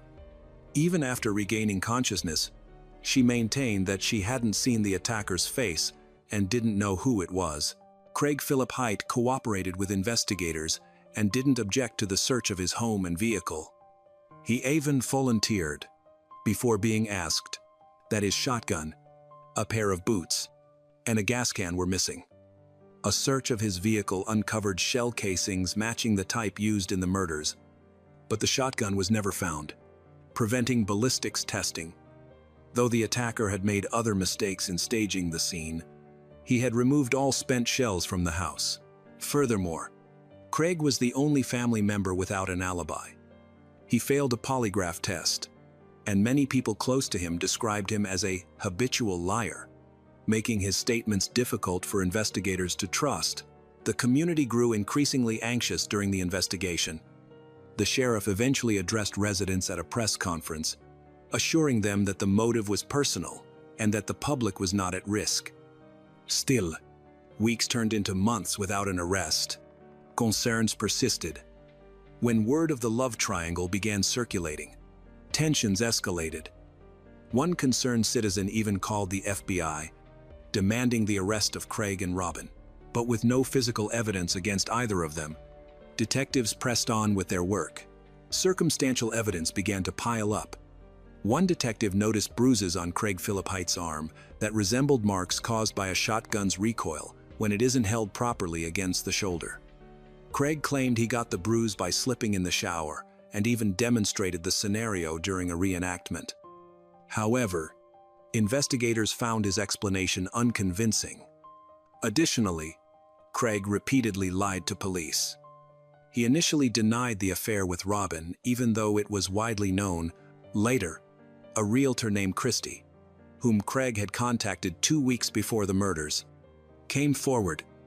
She recalled that Craig showed little affection for his family, especially his father. When she asked about payment for a property, Craig said he planned to sell it later and receive a large sum. Then, details about changes to Philip Martin Heights will emerge, revealing a potential motive for Craig: financial gain. He harbored romantic feelings for Robin, jealousy toward his brother Carrie, and resentment toward his father. The coincidences were striking. Curiously, immediately after the murders, Craig moved in with Robin. Acting as if nothing had happened, he used his brother's belongings, even driving Carrie's children to school, while continuing to deny the affair and claiming he was helping the widow. Carrie's children were fond of Uncle Craig, but the rest of the family wanted nothing to do with him. Craig himself showed no interest in interacting with them. He didn't pay child support, had no stable employment, and held a dubious reputation. Nevertheless, Robin clearly remained infatuated with him. Carrie had already updated the beneficiary of his $5 million life insurance policy after discovering his wife's infidelity, but he had not changed his will, allowing Robin to inherit his estate. She lived off the inheritance, though the funds were soon depleted. On May 22, 2009, nearly 9 months after the murders, Craig was arrested. Although no direct physical evidence existed, investigators learned that Craig and Robin had purchased wedding rings and were planning to move to another state, Robin's birthplace. Fearing they might flee, authorities acted swiftly. Craig was charged with 11 counts, including 2 counts of first-degree murder, aggravated assault, attempted murder of his mother, malicious intent, robbery, possession and use of a firearm. A hearing was scheduled for December 2010. By then, detectives had been painstakingly reconstructing the chain of events leading to the tragedy. The 2008 financial crisis had severely affected Carrie and Robin's daily life. As a real estate professional, Carrie struggled with a collapsing market, forcing him to work long hours and deal with urgent problems late into the night.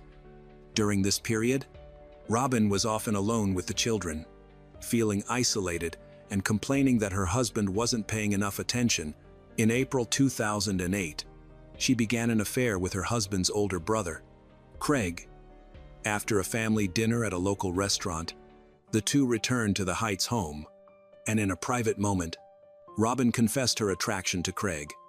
He reciprocated, and they had intimacy for the first time in Carrie's childhood living room.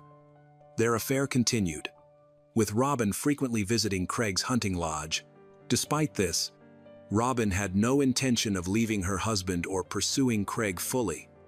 She was drawn to Craig, but insisted she still loved Carrie and felt guilty. 2 weeks into the affair, she confessed to Carrie. The revelation devastated him. However, Carrie was strongly opposed to divorce, believing partly that he was responsible. He agreed to marriage counseling on the condition that Robin end the affair completely. Robin verbally agreed, but continued the relationship in secret. Lying to Carrie, her unwillingness to cut ties with either man set the stage for the tragic events that followed. When Philip learned of the love triangle that summer, he was outraged and demanded it stop, threatening to cut Craig out of his will. He also shamed Robin, reminding her that it was Carrie who had provided her with a wealthy, comfortable life that Craig could never offer. Serious arguments erupted between the brothers and Robin. Philip grew increasingly concerned. He shared details with his closest friends, and the stories were disturbing. His sons had threatened each other. Philip tried to intervene, but it was clear that matters were spiraling out of control. A week later, Carrie hired a divorce lawyer. One of his primary objectives was to amend his $3.5 million life insurance policy. He removed Robin as the beneficiary, directing the payout into a trust for their 3 children. He also drafted a new will. At the same time, Philip consulted a lawyer to revise his own will. Initially, he planned to disinherit Craig entirely, but later reduced Craig's share from 1/3 to 1/9. The new will was officially signed on August 22, 2008. That same day, Carrie was scheduled to sign documents amending his will to disinherit his wife. However, unforeseen circumstances caused him to miss the appointment, leaving the original will in effect. The following day, Craig arrived at his father's house armed with a gun. Another argument erupted with Carrie over Craig's relationship with Robin. Philip, hoping to avoid confrontation, left the house. The day passed without further incident, and tensions seemed to ease. The next day, Robin had planned to attend a pajama party for elementary school teachers, where she worked as an aide. The party was canceled due to several attendees falling ill. Instead of informing Carrie, she drove to Craig's hunting lodge and spent the night with him. During their time together, they discussed the escalating family drama. Robin expressed displeasure at Philip's interference, which she believed had influenced Carrie's decision to disinherit her. Although Philip's primary concern seemed to be the family's reputation rather than his children's relationships, Robin saw his involvement as obstructive. Craig's primary concern was the will and the potential loss of inheritance. During this period, his resentment toward them deepened. The following morning, they was awakened by a helicopter circling the property. Craig tried to ignore it, but Robin was convinced they were being watched. And she was correct. The helicopter belonged to a friend of Philip, Martin Height, who had located them by tracking Robin's GPS on ratings leading one from it. Data likely provided by Carrie. Robin suspected that Philip and Carrie were gathering evidence of her infidelity for use in the divorce proceedings. She chose not to return to her husband's house, seeking refuge at a friend's place to avoid further conflict. She returned only on Sunday morning after church, planning to prepare dinner for her husband and children. Upon arrival, a heated argument broke out with Carrie over her refusal to end the affair with Craig. Enraged, Carrie left, announcing he would spend the night at his parents' house. That evening, Robin contacted Craig to inform him about her husband's behavior and the helicopter incident, revealing that Carrie and Philip were behind it. This news infuriated Craig and further motivated his decision to commit a crime. On February 4, 2010, Robin Hyde was arrested and charged with threatening a witness. She was later released on bail and allowed to return to her mother's home in her hometown while awaiting her hearing. A few months later, she returned to testify against Craig in court as part of a plea deal, which led to the charges against her being dropped. Interestingly, Craig's mother and surviving brother continued to side with him, but his own son, Josh, testified against him.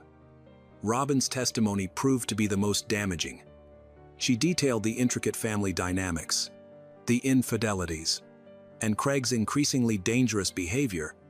She also addressed her own questionable role, framing it as a product of circumstance. This revelation raised questions among the jurors. Why wasn't Robin considered an accomplice? Many suspected she had manipulated Craig, turning him against his family for her own gain. The motive seemed clear: money. She would inherit a substantial portion of her husband's estate. Robin had both the opportunity and motive. So many felt she could have influenced Craig to commit murder. The prosecution faced a significant hurdle because their evidence was mainly circumstantial. The defense took advantage of this weakness by portraying Craig in a more favorable light. They highlighted the lack of concrete evidence, like DNA, fingerprints, or eyewitness accounts, directly linking him to the crime. Throughout the trial, Craig insisted he was innocent and never admitted any guilt. Despite these obstacles, the prosecution presented a compelling case. They narrated the events with clarity and argued that Craig's motive was to usurp his brother's life, coveting the money, the business, the wife, the house, and the car. Penniless and unemployed, Craig allegedly resorted to murder to obtain what he wanted. The prosecutor argued that Craig's guilt was undeniable. Ultimately, Craig Philip Height was found guilty on all counts and sentenced to 2 life sentences plus an additional 85 years, effectively ensuring he would never be eligible for parole. Throughout the trial, and even after Craig's conviction, Robin remained largely indifferent and continued having affairs.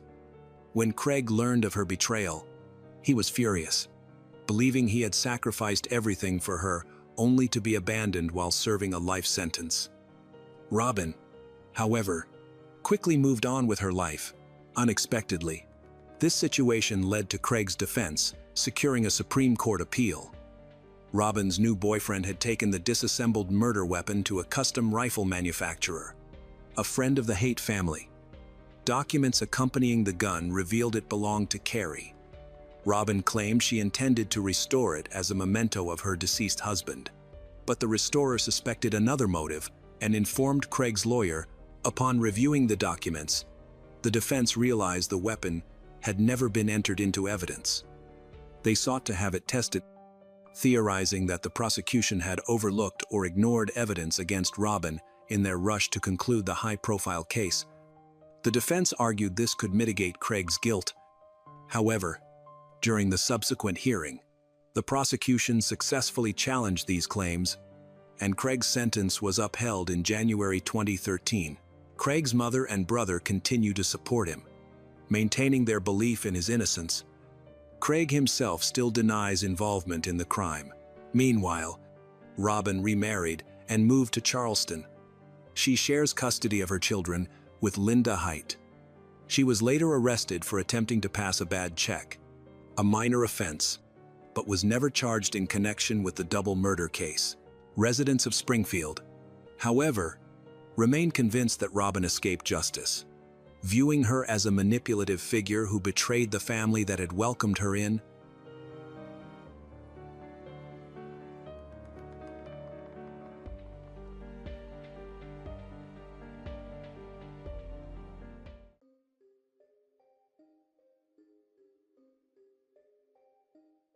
Hello everyone, today we will learn about another case. The case of Shannon Christian and Christopher Newsom. Christopher Newsom was born on September 21, 1983, in Knoxville, Tennessee, to Hugh and Mary Newsom. He was often called Chris by his friends and family. He attended Halls High School, There, he joined the baseball team, where he showcased impressive skills and teamwork. In 2002, he enrolled in Pellissippi State Technical Community College, a community college, to study carpentry. During this time, he met Shannon Christian, a beautiful girl who captivated him at first sight. Shannon was born on April 29, 1985, in Nacogdoches, Texas. Shannon, known for her beauty and kind nature, they developed a close relationship with each other. In 1997, the Christian family moved to Tennessee. Shannon graduated from Farragut High School in 2003 and then enrolled in the sociology program at the University of Tennessee at Knoxville. During this time, she actively supported Christopher by attending his baseball games and traveling with him. They were often described as inseparable. Although they still lived with their parents, they dreamed of a future together. In the city of Knoxville, there lived a man named Lamarcus Davidson, who was originally from Memphis and was born on June 13, 1981. His childhood and teenage years were challenging. His mother struggled with severe substance addiction, and his father was an alcoholic. Lamarcus had a half-brother named Latalvis Cobbins. At the age of 16, Lamarcus had a chance to change his life but chose to pursue a criminal path, which quickly led him to prison. After prison, instead of turning his life around, Lamarcus began dealing illegal substances and became involved with a girl who was also entrenched in the banned substance. Unfortunately, Latalvis faced a similar fate.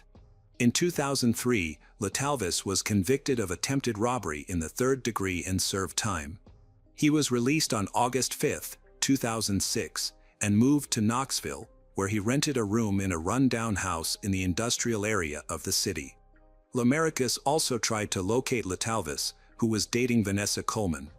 Lamarcus set off on a journey with his girlfriend. They arrived in Knoxville in early 2007. On January 5, Lamarcus and his girlfriend had a serious argument, which escalated to him hitting her. The next day, she chose to leave. On Saturday, January 6, 2007, Shannon and Christopher had plans for dinner and a party. Before meeting up, Shannon stopped by her friend's house to help her with makeup, hair, and outfit selection. They parted ways around 8 p.m., and Shannon began waiting for Christopher, who was coming from another part of town. At the same time, Lamarcus, along with his two friends George Thomas and Eric Boyd, formed a dangerous trio that arrived at Latalvis's place with a sinister plan. During their drive, they used banned substances and talked. Around midnight, Christopher and Shannon went to the parking lot of the apartment complex. Shannon got behind the wheel of her Toyota pickup, while Christopher leaned over next to her, keeping the door open. They shared a kiss. Suddenly, armed bandits appeared and attacked them. The criminals forced the frightened couple into the back seat of the truck and drove them to a rented house. Both Shannon and Christopher had their hands tied behind their backs. Later, it was revealed that Eric had distanced himself from the gang at that time. The next morning, January 7th, Shannon's mother, Dina Christian, woke up feeling uneasy because Shannon had not returned home and wasn't answering her phone. Dina's worry increased when Shannon's best friend called to say the couple hadn't shown up at the party. So, Dina contacted the rescue service.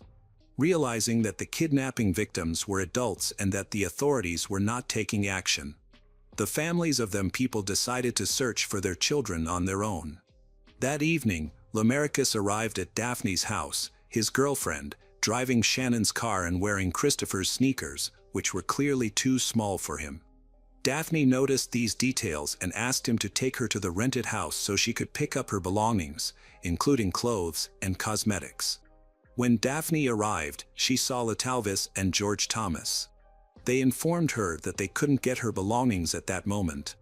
Daphne was not allowed to enter the kitchen or the bedroom where Latalvis was currently holding Shannon. Feeling frustrated, Daphne left. Meanwhile, Shannon and Christopher were enduring a horrific ordeal. After being subjected to various forms of torture, Christopher was taken to the railroad tracks, dressed only in a shirt and underwear. They forced him to walk barefoot, blindfolded, with his hands bound and gagged. Suddenly, loud gunshots rang out, attacking Christopher in the neck and back. He did not die immediately, but the third attack to his head was fatal. Afterward, the attackers poured gasoline on him and set him on fire. Upon returning to the house, they subjected Shannon to abuse, which was incredibly brutal and lasted for several hours. They then bound her, put her in a garbage bag, and covered her with sheets. She was slowly dying from lack of oxygen. On January 8th, the burnt body of a man was discovered near the railroad tracks, and an examination confirmed it was Christopher. The investigators tasked with informing his mother, Mary. They had to caution her that the condition of the body would be horrifying. Nevertheless, she insisted on identifying him at the morgue. Mary placed her hand on the body bag and whispered to her son. The criminals left the rented house, and Lamarcus chose to stay at Daphne's for a few nights. He claimed that his brother had suddenly disappeared with the apartment keys, making it impossible for him to get inside. Although Daphne was skeptical at first, she eventually believed him. Meanwhile, the other accomplices, LaTalvis, Vanessa, and George returned to Kentucky. In her personal diary, Vanessa wrote about how exciting her life had become and the new experiences she had gained recently. On January 9th, police officers arrived at a rented house where a tragic incident had occurred. Inside, they found Shannon's lifeless body, which was sent for examination. The doctors concluded that both victims had suffered greatly. A corrosive chemical substance was found in Shannon's throat, on her body, and in the area of her injured genitals, indicating that she had been tortured while alive. Investigators also conducted a thorough examination, and the first thing that caught the investigators' eyes was that the floor was covered in dirt. Furthermore, a pack of cigarettes was found in the living room, even though neither Shannon nor Christopher smoked. Finally, the agent stumbled upon an envelope, and after it was subjected to a fingerprint analysis, it was linked to Lamarcus. He had been involved in numerous crimes and had a criminal record. The detectives had no trouble determining his place of residence. The police department learned about the situation and intended to speak with Lamarcus first. However, he had fled. He made a critical mistake by calling Eric, which agents overheard and recorded. They also located Daphne and convinced her to assist with the investigation. During her first interrogation, a frightened Daphne shared everything she knew and mentioned that Lamarcus had pleaded with her to believe in his innocence. The detectives recorded everything on video, showing the disarray in the apartment. In addition to important shell casings, experts found video recordings, Christopher's shoes, binoculars, and a discharged .22 caliber revolver that matched the weapon used to kill Christopher. The case gained significant attention, reaching beyond the state, prompting the involvement of federal agents. Crucial information emerged about the video rented found in the apartment. It had been rented from a library in Kentucky by George Thomas.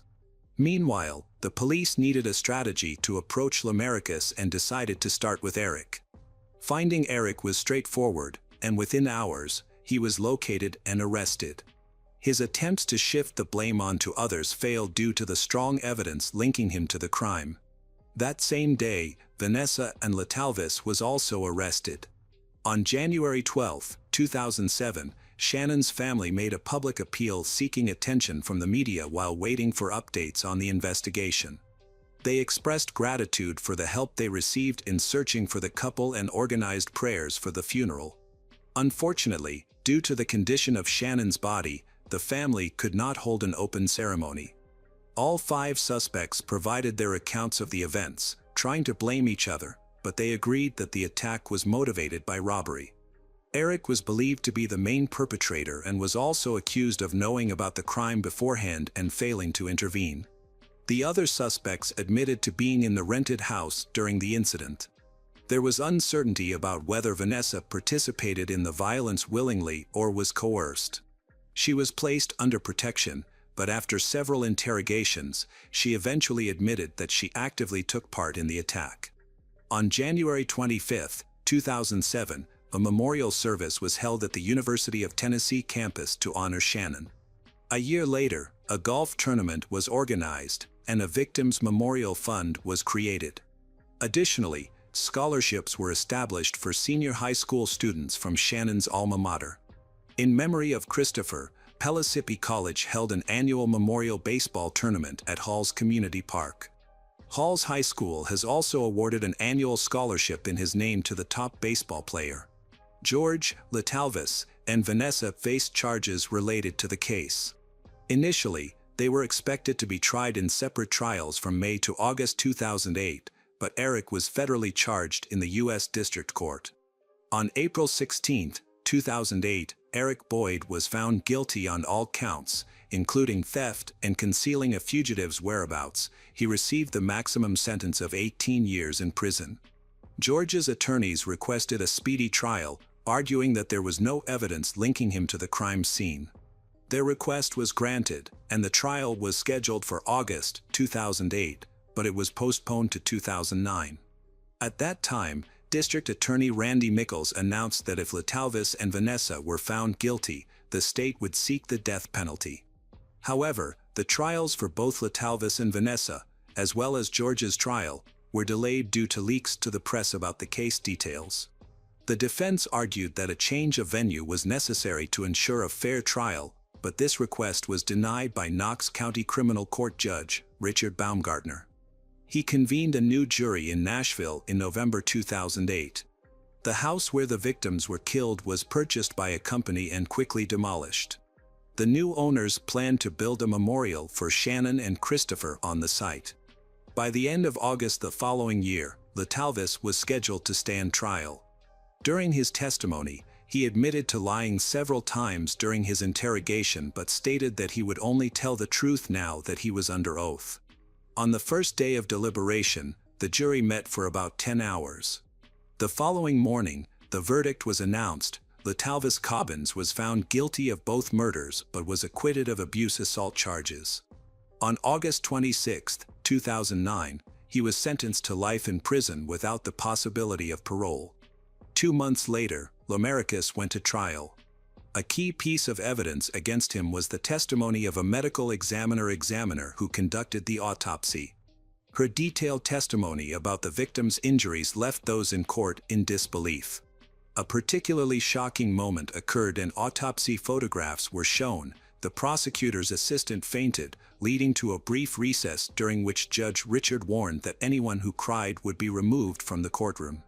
The jury deliberated for only 4 hours and identified many new factors that increased the severity of the charges. These included the various methods used to inflict pain on the victims. Lamarcus Davidson was found guilty of first-degree aggravated robbery and first-degree murder. Additionally, he was convicted for his involvement in abuse assaults against Christopher and for committing violence against Shannon.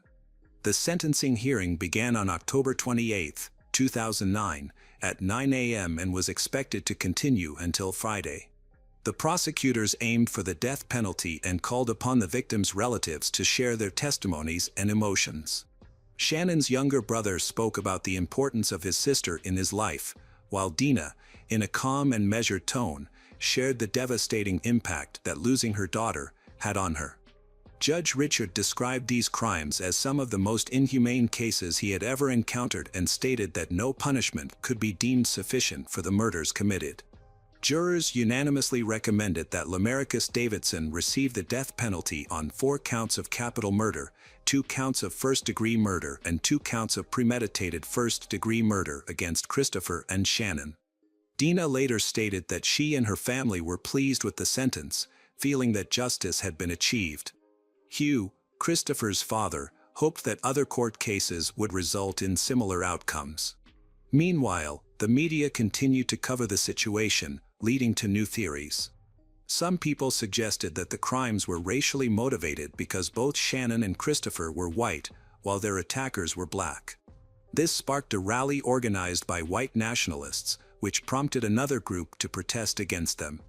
The protesters insisted that there was no link between the crime and the race of the victims, emphasizing that the incident started with the carjacking of Shannon. They also made it clear that they had no association with the rally or its organizers. On December 8, 2009, George Thomas was found guilty of all charges against him. The specific charges included 2 counts of murder with extreme cruelty and 2 counts of first-degree premeditated murder. His case relied entirely on circumstantial evidence and witness testimony. The sentencing hearing occurred the same day and continued until December 10. The jury deliberated for approximately 3 hours and returned the sentence of life in prison without the possibility of parole for each of the 4 capital convictions.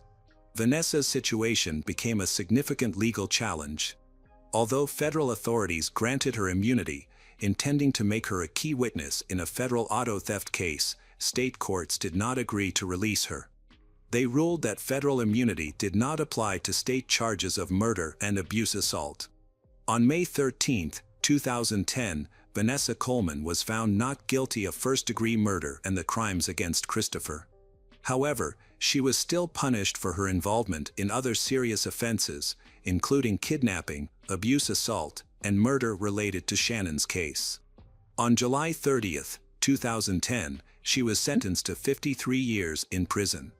4 years later, just as the victims' families were starting to heal from their trauma, a shocking development raised doubts about the fairness of the trial. In March 2011, Judge Richard, who had presided over the case, revealed that he was stepping down due to banned substance addiction.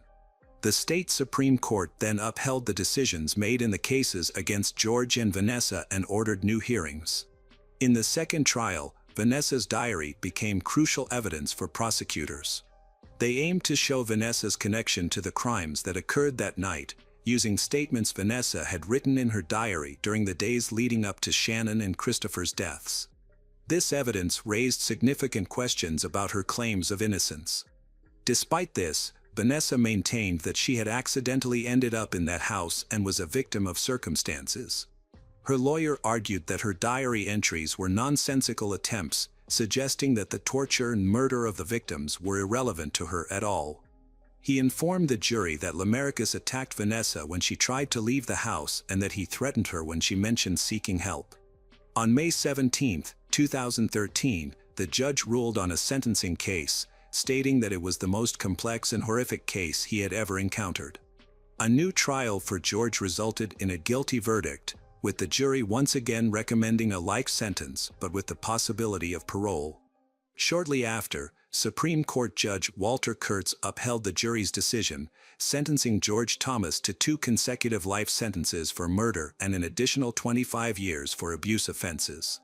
While Christopher's parents were relieved that justice was served, they remained determined to hold George's accomplices accountable as well. They made every effort to contact him, and after 11 years following the tragic events, he finally disclosed details about his collaborators in various crimes. On March 20, 2018, a Knox County grand jury returned a 36-count indictment against Eric Boyd. He was transferred from a federal correctional institution in Yazoo City, Mississippi, and was held at the Knox County Jail, where he was being held on $1 million bail. Eric finally went to trial on state charges in August 2019. Co-defendant George Thomas testified at the trial of Eric Boyd. In exchange for his testimony, George was allowed to have his first-degree murder convictions reduced to second-degree murder, his aggravated abuse convictions reduced to aggravated assault, and his sentence reduced from life in prison with the possibility of parole to 50 years. Thus, on August 13, 2019, Eric Boyd was found guilty on 36 counts of murder and invasion of privacy, receiving a life sentence plus an additional 90 years in prison. Every year, the families of Shannon and Christopher hold a memorial walk to honor the couple. In 2022, many cyclists participated in the event, riding through the streets of Knoxville. This act became a meaningful show of respect for the grieving families, allowing people to express their remembrance and love for the victims. The organizers of the event announced their intention to continue the bike ride annually to raise public awareness about the tragic events. One can only hope that this tragic case, which took the lives of young people, will serve as an important lesson for someone.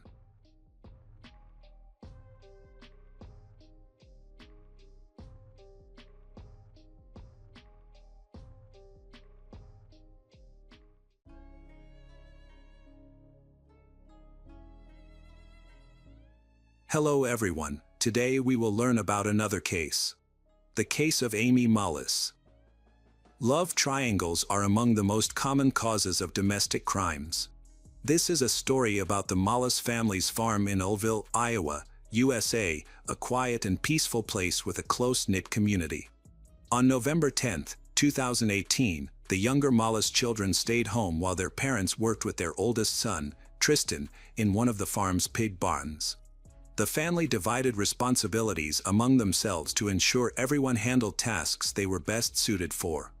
On that day, Tristan was cleaning the barn while his father, Todd Mollis, checked the electrical equipment. Tristan's mother, Amy, joined them a little later. When she entered the barn, she tripped over a bucket and nearly fell. Just a day before this incident, Amy had been experiencing health issues, including dizziness and pain. She had visited the doctor multiple times for similar problems. It seemed she hadn't fully recovered, yet she still decided to work. Noticing his wife's exhaustion, her husband suggested that she go home and rest. Todd mentioned that she could assist him later once he finished the main tasks with Tristan. Amy agreed but wanted to complete a small chore first. She intended to visit the nearby shed to retrieve a carrier for their animals, as they needed to take their cat to the veterinary clinic the following day.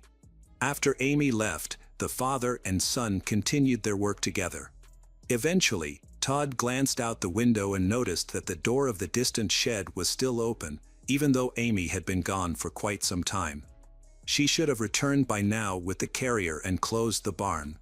Growing concerned that something might have happened, he worried that his wife might have fallen again due to her dizziness. He then asked Tristan to go outside and check what was happening. Perhaps his mother needed help. When Tristan arrived at the shed, he was shocked to see his mother with the tines of a corn rake protruding from her body. He rushed inside and realized it was critical. He immediately called for his father. Todd quickly ran to the source of the scream and recognized that he needed to act fast. He instructed his son to fetch the family pickup truck. Tristan was already skilled at driving and could navigate the property swiftly. While Tristan went for the truck, Todd attempted to help Amy and carry her out of the shed. The rake made it difficult for him to maneuver through the narrow space, forcing him to pull it out of her body. By the time Tristan arrived with the pickup truck, Todd had loaded Amy into the vehicle and quickly took the driver's seat. Tristan held his dying mother in his arms as his father called 911. The dispatcher received a call from a very agitated man who was shouting for help. Todd reported that an accident had occurred on the farm and that his wife was seriously injured. He explained to the operator that they had found her lying face down in the shed with a corn rake sticking out of her back. The corn rake had 4 straight, sharp tines designed to easily penetrate hay or piles of leaves, and unfortunately, they had pierced her flesh. While he was on the phone with the operator, Amy stopped breathing. The dispatcher instructed him to pull over and provide first aid.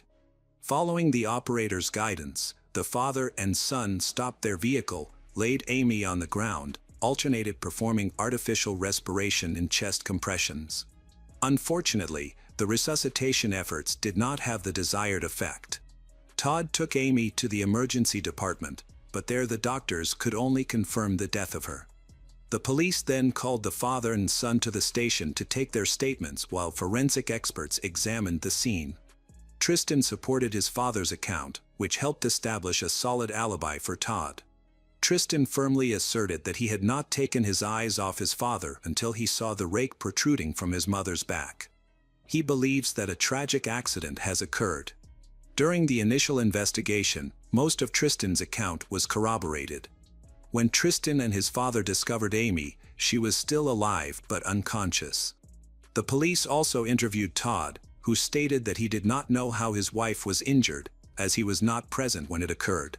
Todd speculated that she might have fallen onto a corn rake, possibly due to feeling dizzy. Although this explanation seems somewhat far-fetched, law enforcement chose to wait for the medical examiner's findings before drawing conclusions. The report arrived quickly, raising further questions. Notably, there were 6 puncture wounds from the corn rake, which was puzzling since the tool only had 4 prongs, meaning it should have left only 4 marks. The medical examiner noted that Amy had other injuries, including a bruise on her upper lip and several fresh bruises on her face. There were also similar bruises on her arms and legs, some of which appeared to be defensive wounds, suggesting that she had been in a struggle with at least one other person. There was no doubt that it was not an accident. It was clear that Amy had been attacked. Detectives began investigating the murder, and after new developments emerged, forensic experts returned to the barn to closely examine the scene and validate the coroner's suspicions. During the initial examination right after the incident, it was already dark, so the detectives needed to conduct a thorough inspection this time. Forensic scientists found several bloodstains in the shed, where Tristan had discovered his injured mother. There were small splatters on the chemical bags along the walls, on the floor, and on all nearby surfaces. The scene indicated a violent attack, as the blood had spread widely. This suggested that Amy could not have fallen onto the acorn rake by herself, as her husband had claimed. She had been beaten with a farming tool, receiving 2 or 3 blows. The area where the crime occurred had been overall very peaceful. In the last 10 years, this was only the 4th murder.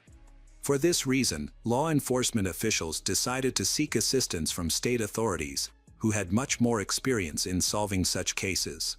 Investigators spoke with the neighbors of the Malus family, who revealed that their marriage had long been troubled. Their spouses were experiencing difficulties, frequently argued, even though the husband was known to be calm and non-confrontational. This raised suspicions among the police, leading them to believe that Todd not be telling the truth. He had a motive, making him the primary suspect in the case. Consequently, the police began to examine him more closely. The tragic loss of Amy, a kind and vibrant person, shocked the local community. Many were surprised that a mother of 3 could find herself in such a deadly situation. Detectives began investigating the couple's personal life to find a possible motive for the murder. 5 years earlier, Amy had cheated on Todd, which shattered his trust in her. This betrayal led to a decline in their once ideal relationship. However, they worked through their issues, decided to try to save their marriage for the sake of their children. They attended counseling with a family psychologist. Amy left her nursing job at the hospital to spend more time with her family, help on the farm, where she took care of the plants and animals and managed the family's finances. She told her friends that she quit her job at Todd's urging to avoid new temptations. Meanwhile, Todd also made an effort to spend more time with Amy and their children. Despite these efforts, the psychologist observed that Todd could never fully regain his trust in Amy. Amy spent all her time on the farm, where Todd was usually present both day and night. As a result, Todd's behavior became much more controlling than it had been before.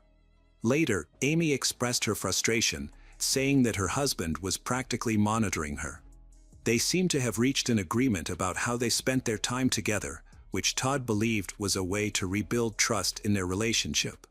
However, this situation became a major issue for Amy. She jokingly referred to herself as her husband's prisoner, she shared with her close friends. Todd even restricted Amy's friendships, deciding who she could communicate with and what interests she could pursue. One of the friends he allowed, Patricia Christopherson, noted that since 2018, Amy had stopped feeling joy in her marriage. Patricia claimed that even a year earlier, Amy had been unhappy, and her affair was a way to escape Todd's excessive control. Others in their circle suspected that Todd was involved in the murder. Several witnesses supported claims that Todd had total control over his wife and exhibited suspicious behavior. However, Todd presented a different narrative. He claimed that he spent nearly all his time with his wife and was very happy, asserting that there were no issues in their relationship. He stated that they had fully restored their previous harmonious and communication that they once had.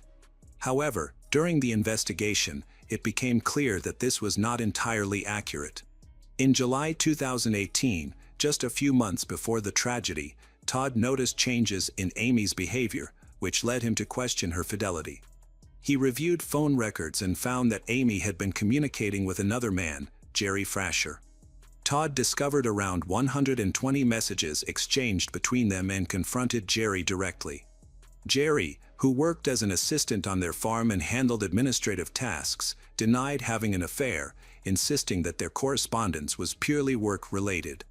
Todd was unable to access their message exchanges, which made him skeptical of Jerry's claims.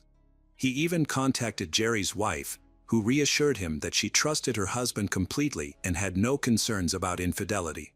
This conversation seemed to ease Todd's worries, and he stopped suspecting his wife of any new infidelities. However, investigations later revealed that Amy and Jerry were romantically involved. Amy was having an affair again, which investigators believed could be a motive for murder. The police theorized that Todd discovered the affair, overwhelmed by shock, killed his wife. However, this theory was complicated by Todd's alibi. He had been with Tristan until Tristan went to check on his mother. Tristan claimed there were no arguments between his parents that day, and he had kept an eye on his father. Despite this, the police wanted to explore another possibility. Jerry Frasher might also have had a motive for murder. Jerry did not want to leave his family. Could he have killed Amy to keep his family intact? The detectives needed to investigate this angle as well. Amy often expressed frustration about Todd working too much, leaving her to handle various farm tasks that she disliked. She wanted to go out and enjoy life, spending more time in town. After trying to salvage her relationship, it became clear to her that she and Todd had significant differences. Jerry often visited the farm for work, where he interacted with Todd and Amy. Occasionally, he spoke with Amy privately, and their conversations gradually turned into flirting, then an intimate affair. This relationship began in late May 2018. The couple met about once a week for intimate, typically in cars on the farm's dirt roads or during brief stays in motel rooms. For Amy, it became a source of inspiration, leading her to express a desire to leave her husband and marry Jerry. This would require Jerry to get a divorce, but his wife was unaware of the affair. Jerry was content in his marriage and had no intention of divorcing. He did not take his relationship with Amy seriously and even wanted to end it, as he felt it had gone too far. Law enforcement officials recovered most of the letters exchanged between Jerry and Amy, revealing that their relationship lasted until the summer of 2018. At that point, Jerry suggested they slow things down because he was uncertain about their future together. Meanwhile, there were indications that Amy was determined to confess her feelings. This created a sense of threat for Jerry, providing him with a strong motive for murder. Jerry spent about an hour and a half confessing to the affair but maintained that he could not have killed Amy. He stated that at the time of the attack, he was at his home in Anamosa, which is a 45-minute drive from the crime scene. Investigators checked the mobile phone data of Jerry, which showed activity at the same times every hour. Jerry's cell phone active at around 10:45, 11:45, 12:45, all in Anamosa. However, this did not definitively confirm his alibi, as a calculated murderer would likely avoid taking their phone to the crime scene. The hourly activity raised suspicions, leaving him not entirely free from scrutiny. Investigators were still focused on the widower, Todd.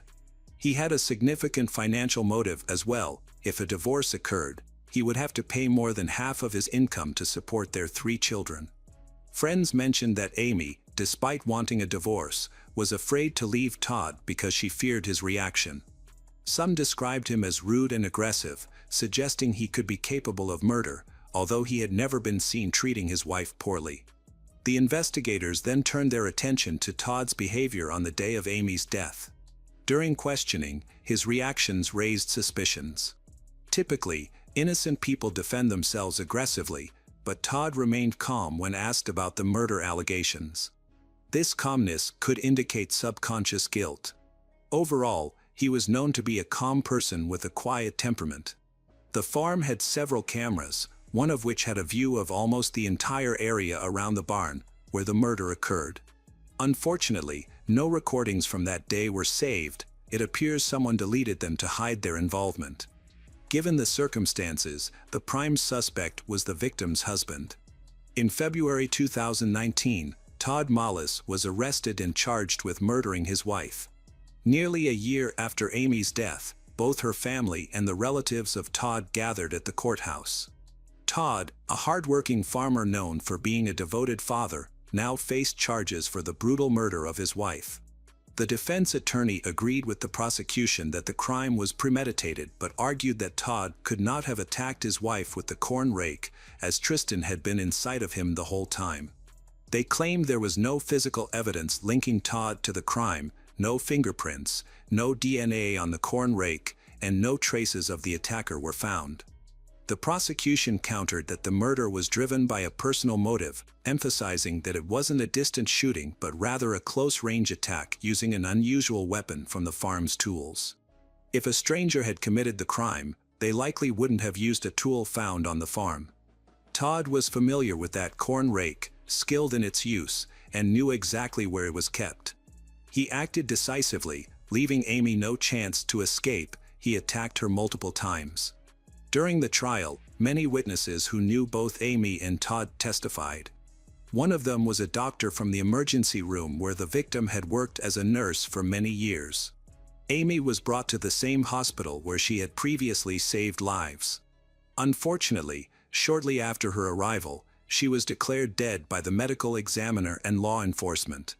The doctors were puzzled by how a single blow from a four-pronged corn rake could cause 6 deep wounds on Amy's body.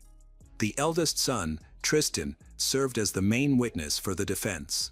Both sides carefully examined his statements during the hearings. The prosecution faced a challenge with the alibi that Tristan maintained. However, just days before the trial began, law enforcement re-interviewed Tristan. He admitted that he had lost sight of his father several times while fetching water for the shed, but insisted that his father was only gone for a few minutes each time. The defendant's lawyer argued that this brief absence was not enough time to commit the crime and hide the evidence. Yet, during the trial, Tristan changed his testimony again, stating that he could not accurately determine how long his father had been missing. This gave the prosecution a chance to highlight Todd's lack of an alibi. However, Tristan insisted that his father could not have killed his mother and claimed he did not see any blood on him, which allowed the defense attorney to build their argument. The defense maintained that Todd did not have enough time to get water, go to the shed, deal with his wife, and return. Furthermore, the blood spatter in the room where the attack took place was too extensive for the attacker to avoid getting covered in blood. The lawyer argued that the prosecution had no direct evidence against Todd, which was true. The case also leaned on the search histories of both the victim and the accused. Amy had searched online about how infidelity could affect property division in a divorce, while Todd's phone had concerning searches related to the consequences of murder. During the trial, Todd spent 3 hours answering the prosecutor's questions, maintaining his innocence and claiming he was unaware of Amy's new relationship. He explained to the jury that the security cameras were not functioning during the attack because, in his view, the cats had accidentally disconnected the wires while looking for a warm spot. Investigators was revealed that the cameras had been out of order for 2 weeks before Amy's death, and Todd only repaired the system after the police discovered the disconnected wires. By the end of the interrogations, the jury began deliberating the verdict. Because there was no direct evidence and many disagreements about the case, the jurors split into 2 groups with opposing opinions. After about 7 hours of discussion, Todd Mollis was found guilty of first-degree murder. The court sentenced him to life in prison without the possibility of parole. Disappointed, Todd shook his head as he was led out of the courtroom in handcuffs. He immediately disagreed with the verdict once it was announced. He hired a new legal team and filed a motion for a retrial. Todd argued that no one was in the shed when his wife accidentally fell on a corn rake after losing consciousness. She had been feeling dizzy and even visited the hospital the day before her death. There was no substantial evidence against Todd, just speculation and rumors, but his appeal was denied. Now, he is focused on appealing the verdict from prison and believes that justice will eventually be served. He feels an accidental incident took the life of a mother of 3, and an unjust legal system took their father from them. Todd and Amy Mollis's 3 children are now cared for by Amy's family.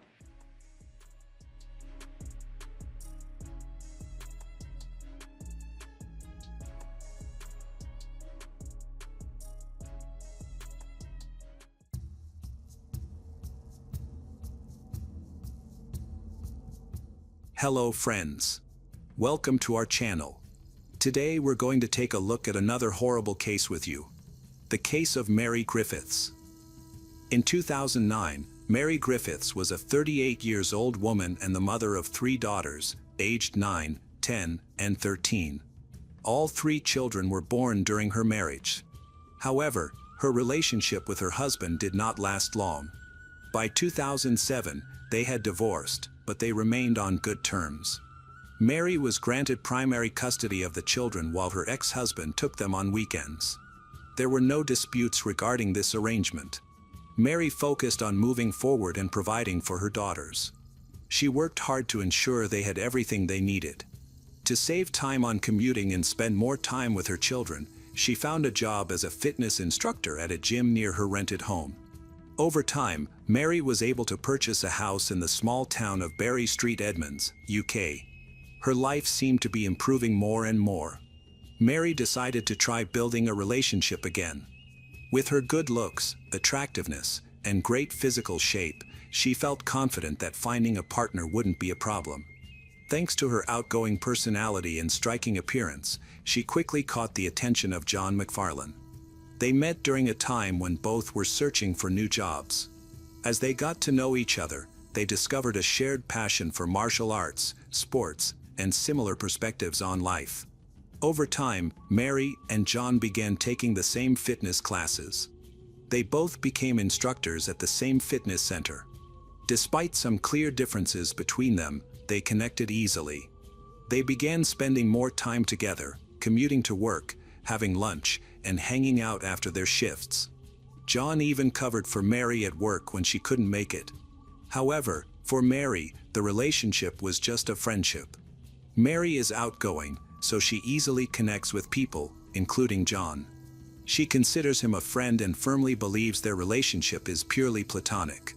When speaking with her family and friends, she often emphasizes that there is absolutely no possibility of a romantic relationship between her and John, partly because he is married. Unfortunately, John saw things differently. He interpreted Mary's friendliness and conversations with him as a sign that they could become a couple. Deeply infatuated with her, he began to romanticize their interactions. Mary's behavior only reinforced his feelings. For years after they became friends, Mary helped organize John's 40th birthday party. John misinterpreted this gesture as something deeply personal, an indication that she had romantic feelings for him, which only reinforced his certainty about his feelings for her. John was naturally introverted and had little experience with women who offered him the kind of warmth and care that Mary did. His marriage had grown cold over time, so Mary's attitude felt especially significant to him. After the birthday party, he started dreaming of a life with her by his side.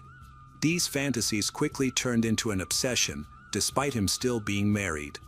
He began discussing with his friends the possibility of divorcing his wife to pursue Mary. Mary, however, was unaware of his feelings. A few months later, she started dating someone else, which shocked and disappointed him. Mary was happy in her new relationship and openly shared details with him, not realizing the emotional pain it caused. For him, the situation became deeply traumatic. Resentment and anger built up over time, eventually becoming impossible for him to contain. Mary shared a post about her boyfriend on social media, and that was when the problem started. John responded to the post by leaving angry messages. He insulted Mary and made baseless accusations, including infidelity and a reckless lifestyle, none of which were true. John's behavior grew increasingly obsessive, and he started attempting to intimidate Mary through frequent and unsettling phone calls. Mary started to notice that John would appear at places she visited, even though he had no reason to know her whereabouts. Their interactions dwindled, and the distance between them grew, but John was clearly unhappy about this. The tension escalated further as he bombarded her with daily phone calls. His erratic behavior began to strain her relationship with her new boyfriend. Mary's friends and family observed that John acted as though they had been in a romantic relationship and believed she had betrayed him. He seemed consumed by these imagined scenarios, leading to ongoing dissatisfaction and aggression. Although John's actions were not illegal, Mary had made it clear on multiple occasions that she only considered him a friend and never intended for their relationship to be more than platonic.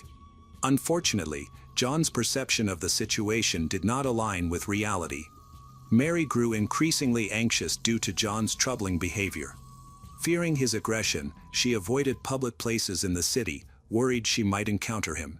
Her fears escalated when an intruder entered her home late at night and slashed all 4 tires on her car.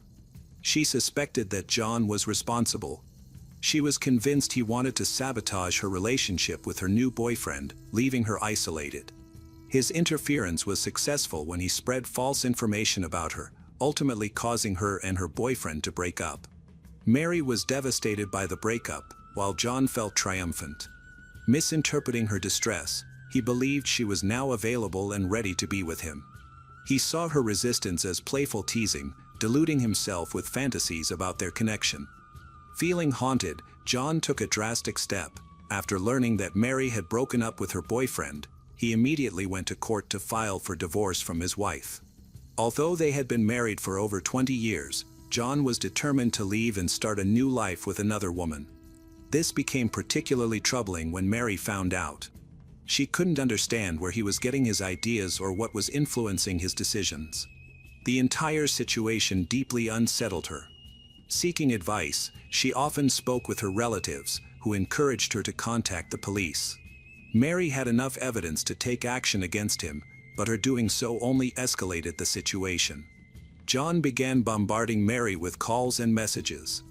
In each message, he expressed his intense emotions, insisting they could be incredibly happy together if she agreed. He claimed Mary had feelings for him that she was suppressing, urging her to be honest and embrace them so they could pursue a life together. However, Mary had no such intentions. In one conversation, she firmly stated that they were just friends and that she had no plans to take their relationship beyond that. This upset John, as his perspective on friendship was different from Mary's. Yet, he couldn't resist trying to become more involved in her life. Although she rejected all his romantic advances, she still maintained their friendship. It seemed she pitied him, and perhaps even feared that ending their connection would lead to serious problems. Mary hoped to continue the relationship peacefully. He, however, took every opportunity to be near her, visiting her home frequently, and she always let him in. During these visits, he repeatedly made advances, such as attempting to kiss her when they sat together on the couch. Mary consistently rejected him, but he persisted. Mary considered ending the meetings, but John then used his cleverness to get closer to her daughters. He bonded with them, spending quality time together, and they began asking when he would visit again. After John's divorce, he spent almost all his free time with Mary and her children, as though he were waiting for them to invite him to live with them. Meanwhile, Mary's relationship with her ex-boyfriend remained unresolved. Both she and her ex had doubts and considered rekindling their relationship. However, those doubts were primarily rooted in John's behavior, making them uncertain about the possibility of being together again. Whenever John sees Mary and her ex-boyfriend together, he gets angry and often has aggressive outbursts. On one occasion, he lost control entirely. Still, she tried to remain patient, while John blamed her for the breakup of his relationship. Eventually, she asked her ex-boyfriend to visit her home more frequently to help her and her children feel safer during those moments.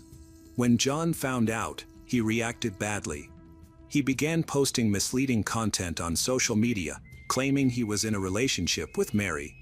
Tired of the situation, she decided to put an end to it. She left a comment under the post, clearly stating that there was no relationship between them. In this situation, the most reasonable thing for John to do is leave Mary alone and focus on his life, allowing her to mend her relationship with her ex-boyfriend.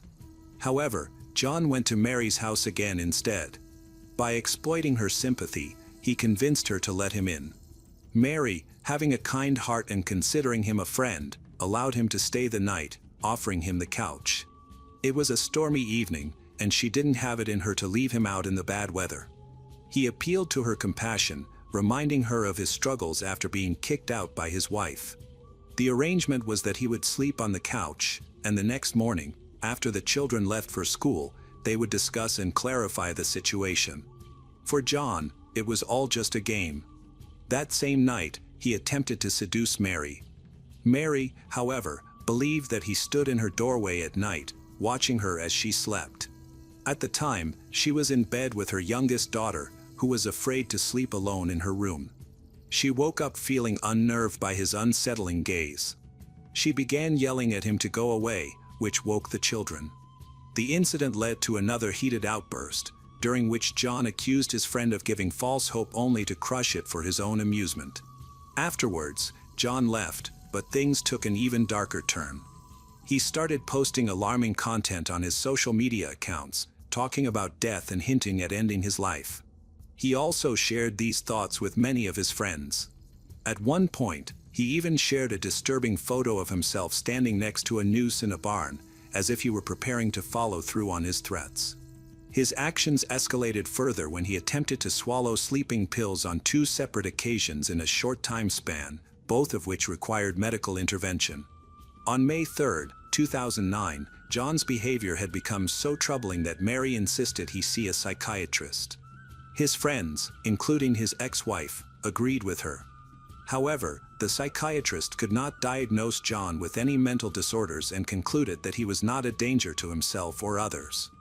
This misjudgment would prove to be the first in a series of tragic mistakes with devastating consequences. It seemed that John was aware of the issues he was facing and became distressed when the doctors decided not to treat him or admit him to a psychiatric clinic. This news deeply frightened Mary. She felt threatened, worried for the girls around her, and helpless in the face of this danger. On May 5, 2009, Mary's worst fears began to come true. That day, she called emergency services at 999. She told the operator that her friend, John, was acting erratically and appeared to have gone crazy. His alarming behavior left her anxious and unsure of how to handle the situation. Mary explained his history of stalking, his inappropriate actions, and his references to ending his life. Despite these concerns, the operator assessed the situation as non-urgent, indicating a response time of 1 to 4 hours, as all officers were occupied. Mary was informed that a police officer would only be able to visit her the following morning. The operator advised her to call again if the situation escalated, promising a faster response in that case. However, Mary had valid reasons for her initial call. On that day, John attacked her for the first time, exploiting his knowledge of her vulnerabilities. Injured in the attack, she sought treatment for her leg at the hospital. But upon returning home, she found John waiting for her. He was relentless, always lingering near her, pretending to support her, and trying to convince her that she could not live without him.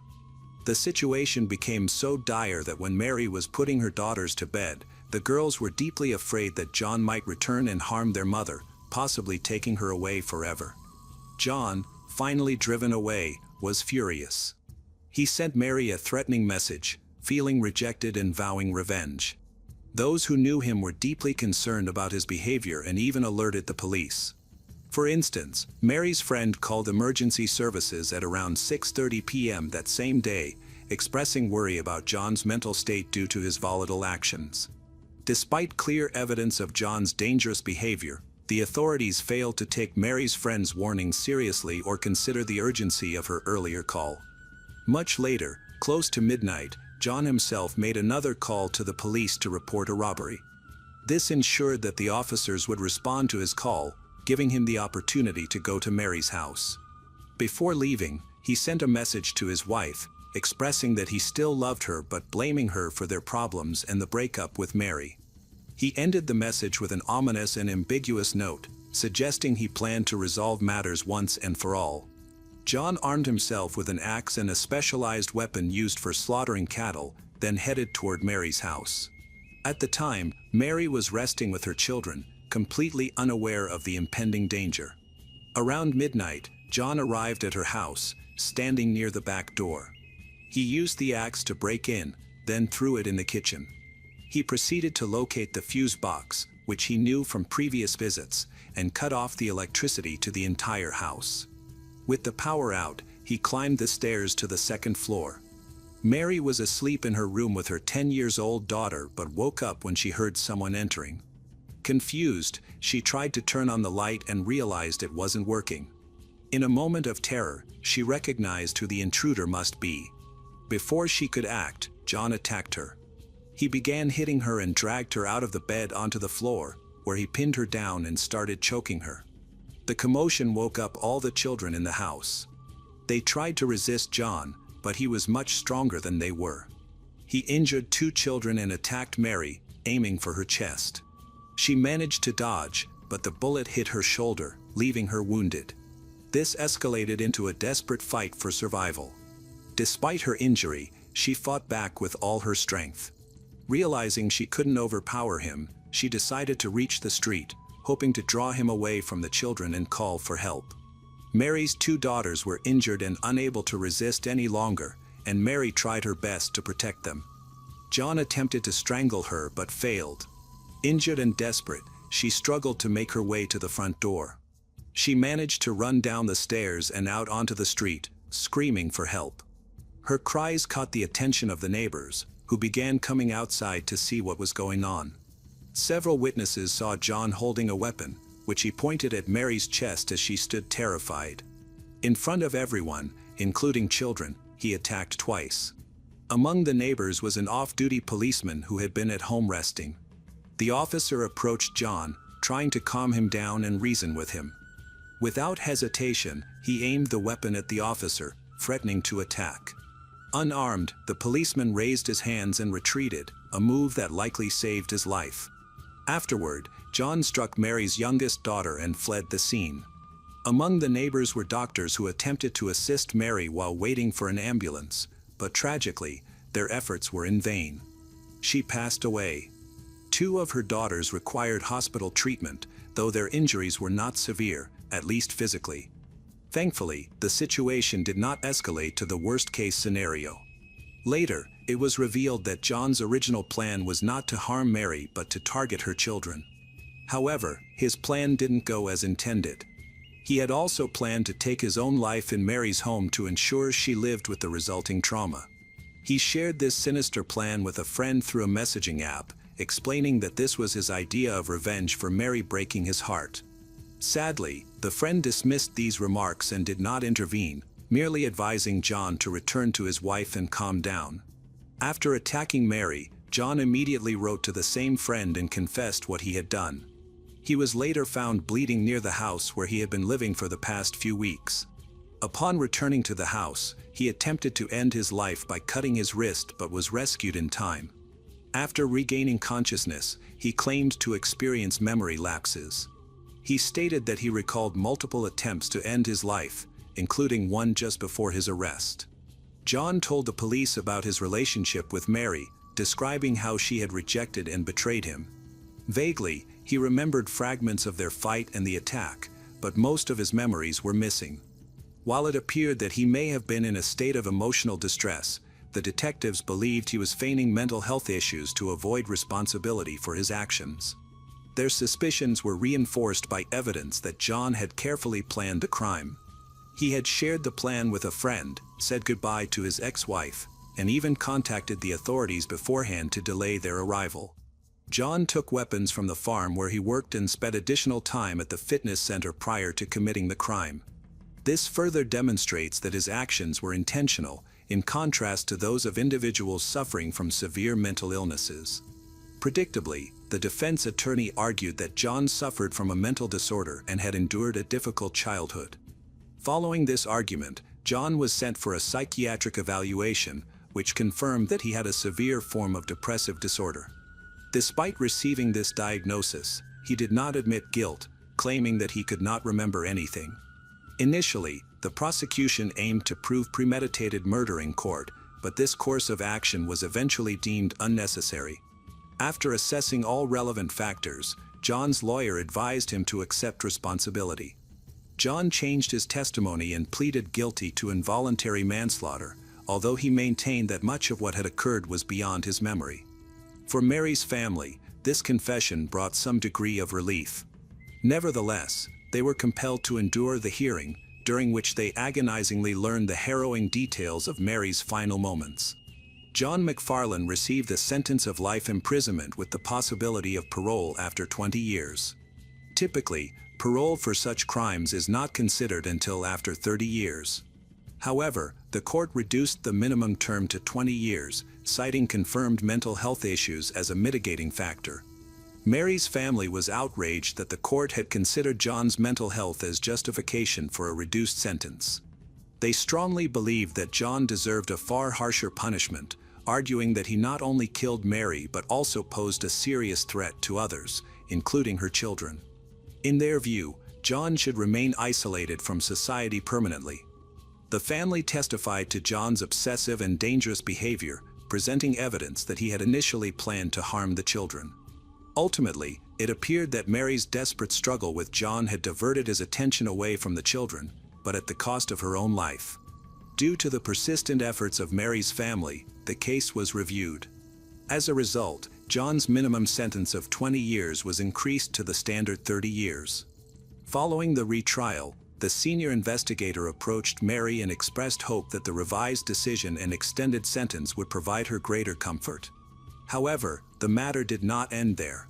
Mary's children, Sophie, the youngest, turned 18, Hannah, 19, and Jessica, 22, jointly decided to pursue accountability for those they believed had contributed to John's attack. They held the police department, specifically the dispatcher, and the psychiatrist who had deemed John sane and failed to mandate psychiatric treatment, responsible for their perceived negligence.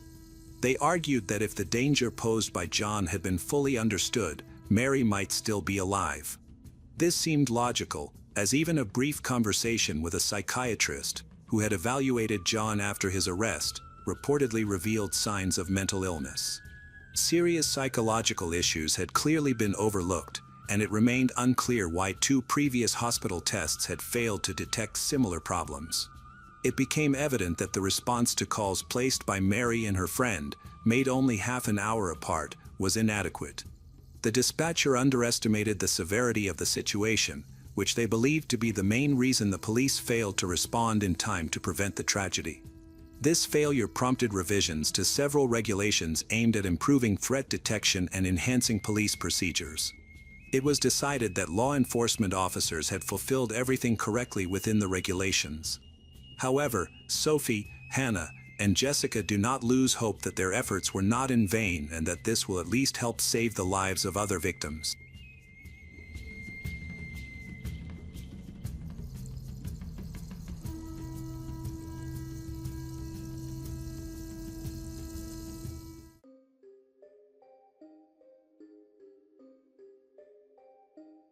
Hello everyone, today we will learn about another case.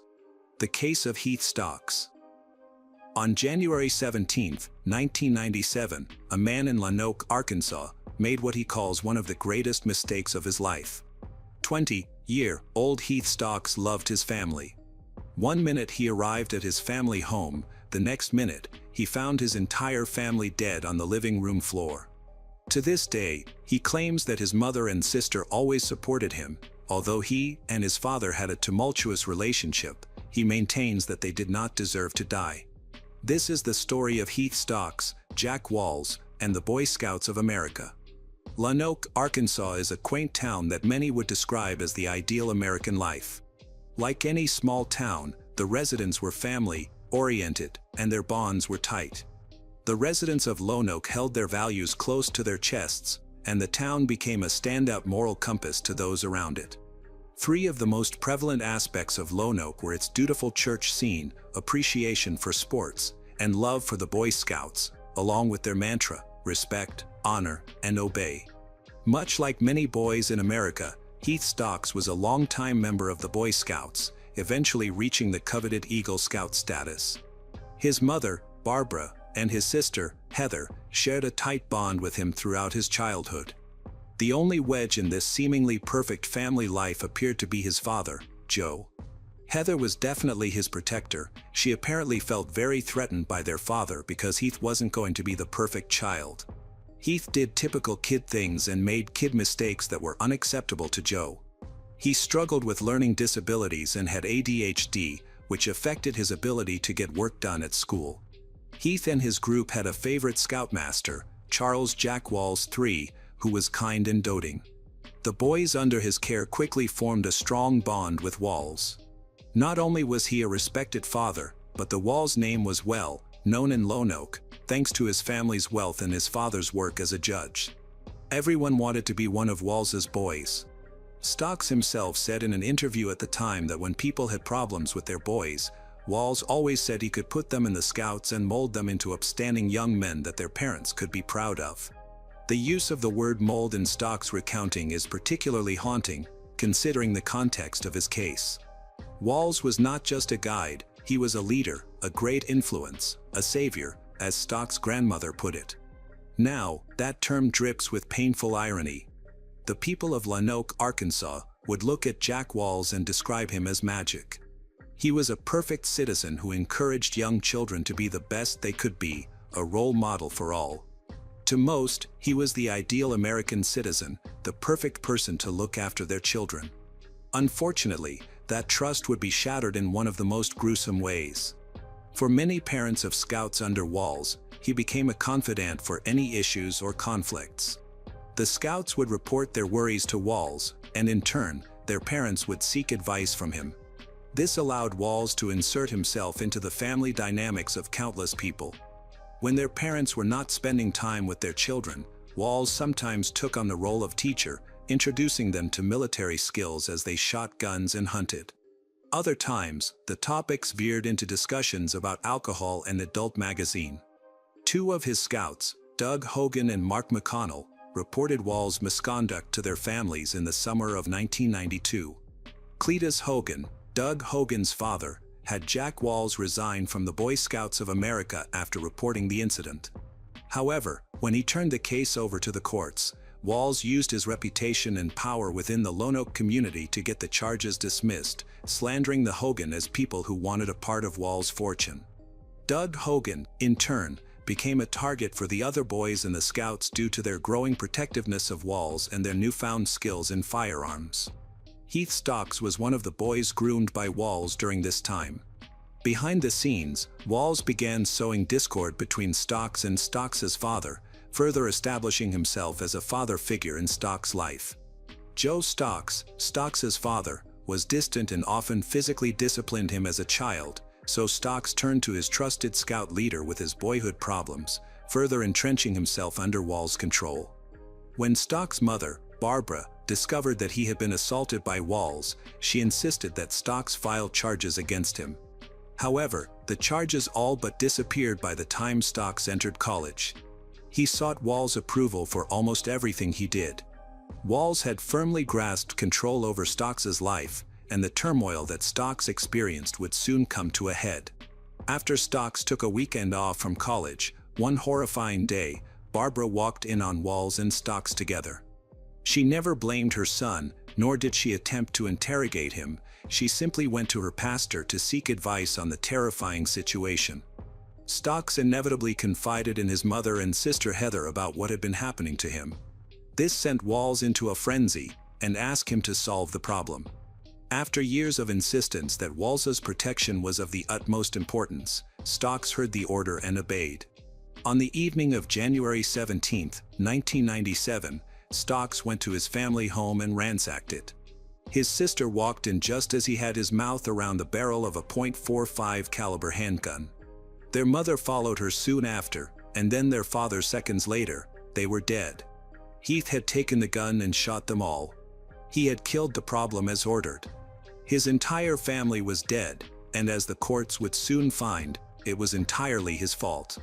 Even if Walls was there to ensure the deed was done, it was Stocks who pulled the trigger. Stocks said he went back into the living room, got on his knees, and stuck his gun in his mouth. About that time, his mom came through, and he saw his dad's face. The next thing he knew, they're all dead. Stocks fled the scene and disposed of his gun in a nearby river. The other items were put inside a dumpster by a Pizza Hut in town. Stocks sought solace at the apartment of a college friend at Henderson State University, where police would find and arrest him at 6 a.m. the next day. Heath Stocks was charged with 3 counts of capital murder. Investigator Steve Finch led the Stocks family murder investigation and conducted several interviews with Stocks to determine the motive for the murders. It was then that Stocks reported the manipulation and abuse he suffered at the hands of his scoutmaster to the police. It was speculated that Walls was even present during the murders, and yet, when Stocks was arrested and sentenced to 3 consecutive life sentences, Walls was not brought under investigation. No display of evidence, no calling of witnesses, and no defense whatsoever. The guilty plea, made at Walls's command, provided little reason or purpose. However, Walls would not remain innocent forever. Eventually, an investigation was launched against Walls thanks to the bravery of his own nephew, another victim of Walls. Like the other victims, Wade Knox had a strong relationship with his uncle. Knox joined the Boy Scouts because of Walls' influence and wanted Walls as his troop leader. He was also a part of Stocks' Boy Scout troop. There were many similarities between the young Stocks and Knox, from their upbringing to their personal difficulties, which Walls exploited like a parasite. Karen Knox said of her son, Knox was probably 6 or 7 when he joined the Boy Scouts. He became a Boy Scout because of Walls. Walls was his uncle and encouraged it. It was as normal as it could be. When Knox was 5, she noticed things about him that just weren't right. He had attention deficit issues, he was on medication, and then he was diagnosed with dyslexia. They knew it was going to be hard. By 3rd grade, things fell apart at school. Wade could no longer play sports or get along with anybody. He did not respect authority. It was just constant turmoil. Knox would get so upset that he would run away, and Walls would smooth everything over. They lived right across the street from Walls, and there were always scouts over there. Wade Knox, Walls' nephew, had been abused by his uncle since the age of 7. Reportedly, when Walls was out washing his car, Knox put a gun to Walls' head and forced Walls to confess to Wade's parents that he, his brother, and several other scouts, including Heath, had repeatedly abused by him. Later traumatized by the things Walls had done to him, Wade Knox committed to end his own life. His family started the Wade Knox Children's Advocacy Center in hopes that no other family would have to endure the turmoil they experienced. In hindsight, many people who view the case of the Stocks family murder speculate that Stocks did not act alone and that the trial was mishandled. Many believe that a guilty plea by Stocks would not have been submitted if proper action had been taken by the investigators. These claims, while lacking physical evidence, were supported by the then special prosecutor, Betty Dickey. Due to Walls' influence over the town, the victims' families were not going to file charges and simply allowed Walls to admit himself into a mental health facility. This changed as soon as they learned of the details of what Walls had done to their children. This was when Stocks admitted that Walls had ordered him to kill his parents, claiming Walls was present to ensure it was done. Though in later interviews, Stocks stated he did not remember if anyone else was in the house on the day he killed his family. Eventually, Walls was charged with 6 counts of abuse assault, no penalties in connection with the Stocks family case. He now serves 1 life sentence plus an additional 40 years. Betty Dickey remarked about the incident, they were looking at 50 to 100 young boys over a period of 20 to 30 years that he'd molested. The reason only 6 counts were charged against Walls was due to the statute of limitations. In 2020, Heath Stocks was interviewed by Fox 16 about the murders and the abuse he suffered at the hands of Jack Walls. Surprisingly, he did not blame the Boy Scouts for the abuse, despite their recent bankruptcy and the abuse scandals that had emerged. He did not even blame Walls himself for his parents' deaths. Stocks claims he has forgiven Walls, mainly for his own mental health. Also asserting that although Walls was not responsible for pulling the trigger, he was the reason Stocks' mind had been warped enough to commit such a gruesome act. Stocks also places blame on his parents for insisting that he remain in the Boy Scouts despite several warning signs. Currently, Stocks remains in prison with a lifetime of incarceration ahead of him. If he had not been subjected to such thorough abuse in his childhood years, his family would still be alive today. Stocks had been a victim of gruesome crimes for years, which deteriorated his mental health until he hit rock bottom. 3 of the closest people in his life were dead due to his actions and the abuse of a powerful man. If Jack Walls had not taken the innocence of over 50 young Boy Scouts, much could have been saved and protected. His nephew, Wade Knox, would also be alive. Justice may have been served when Walls received his lifetime sentence, but there are questions that still remain unanswered.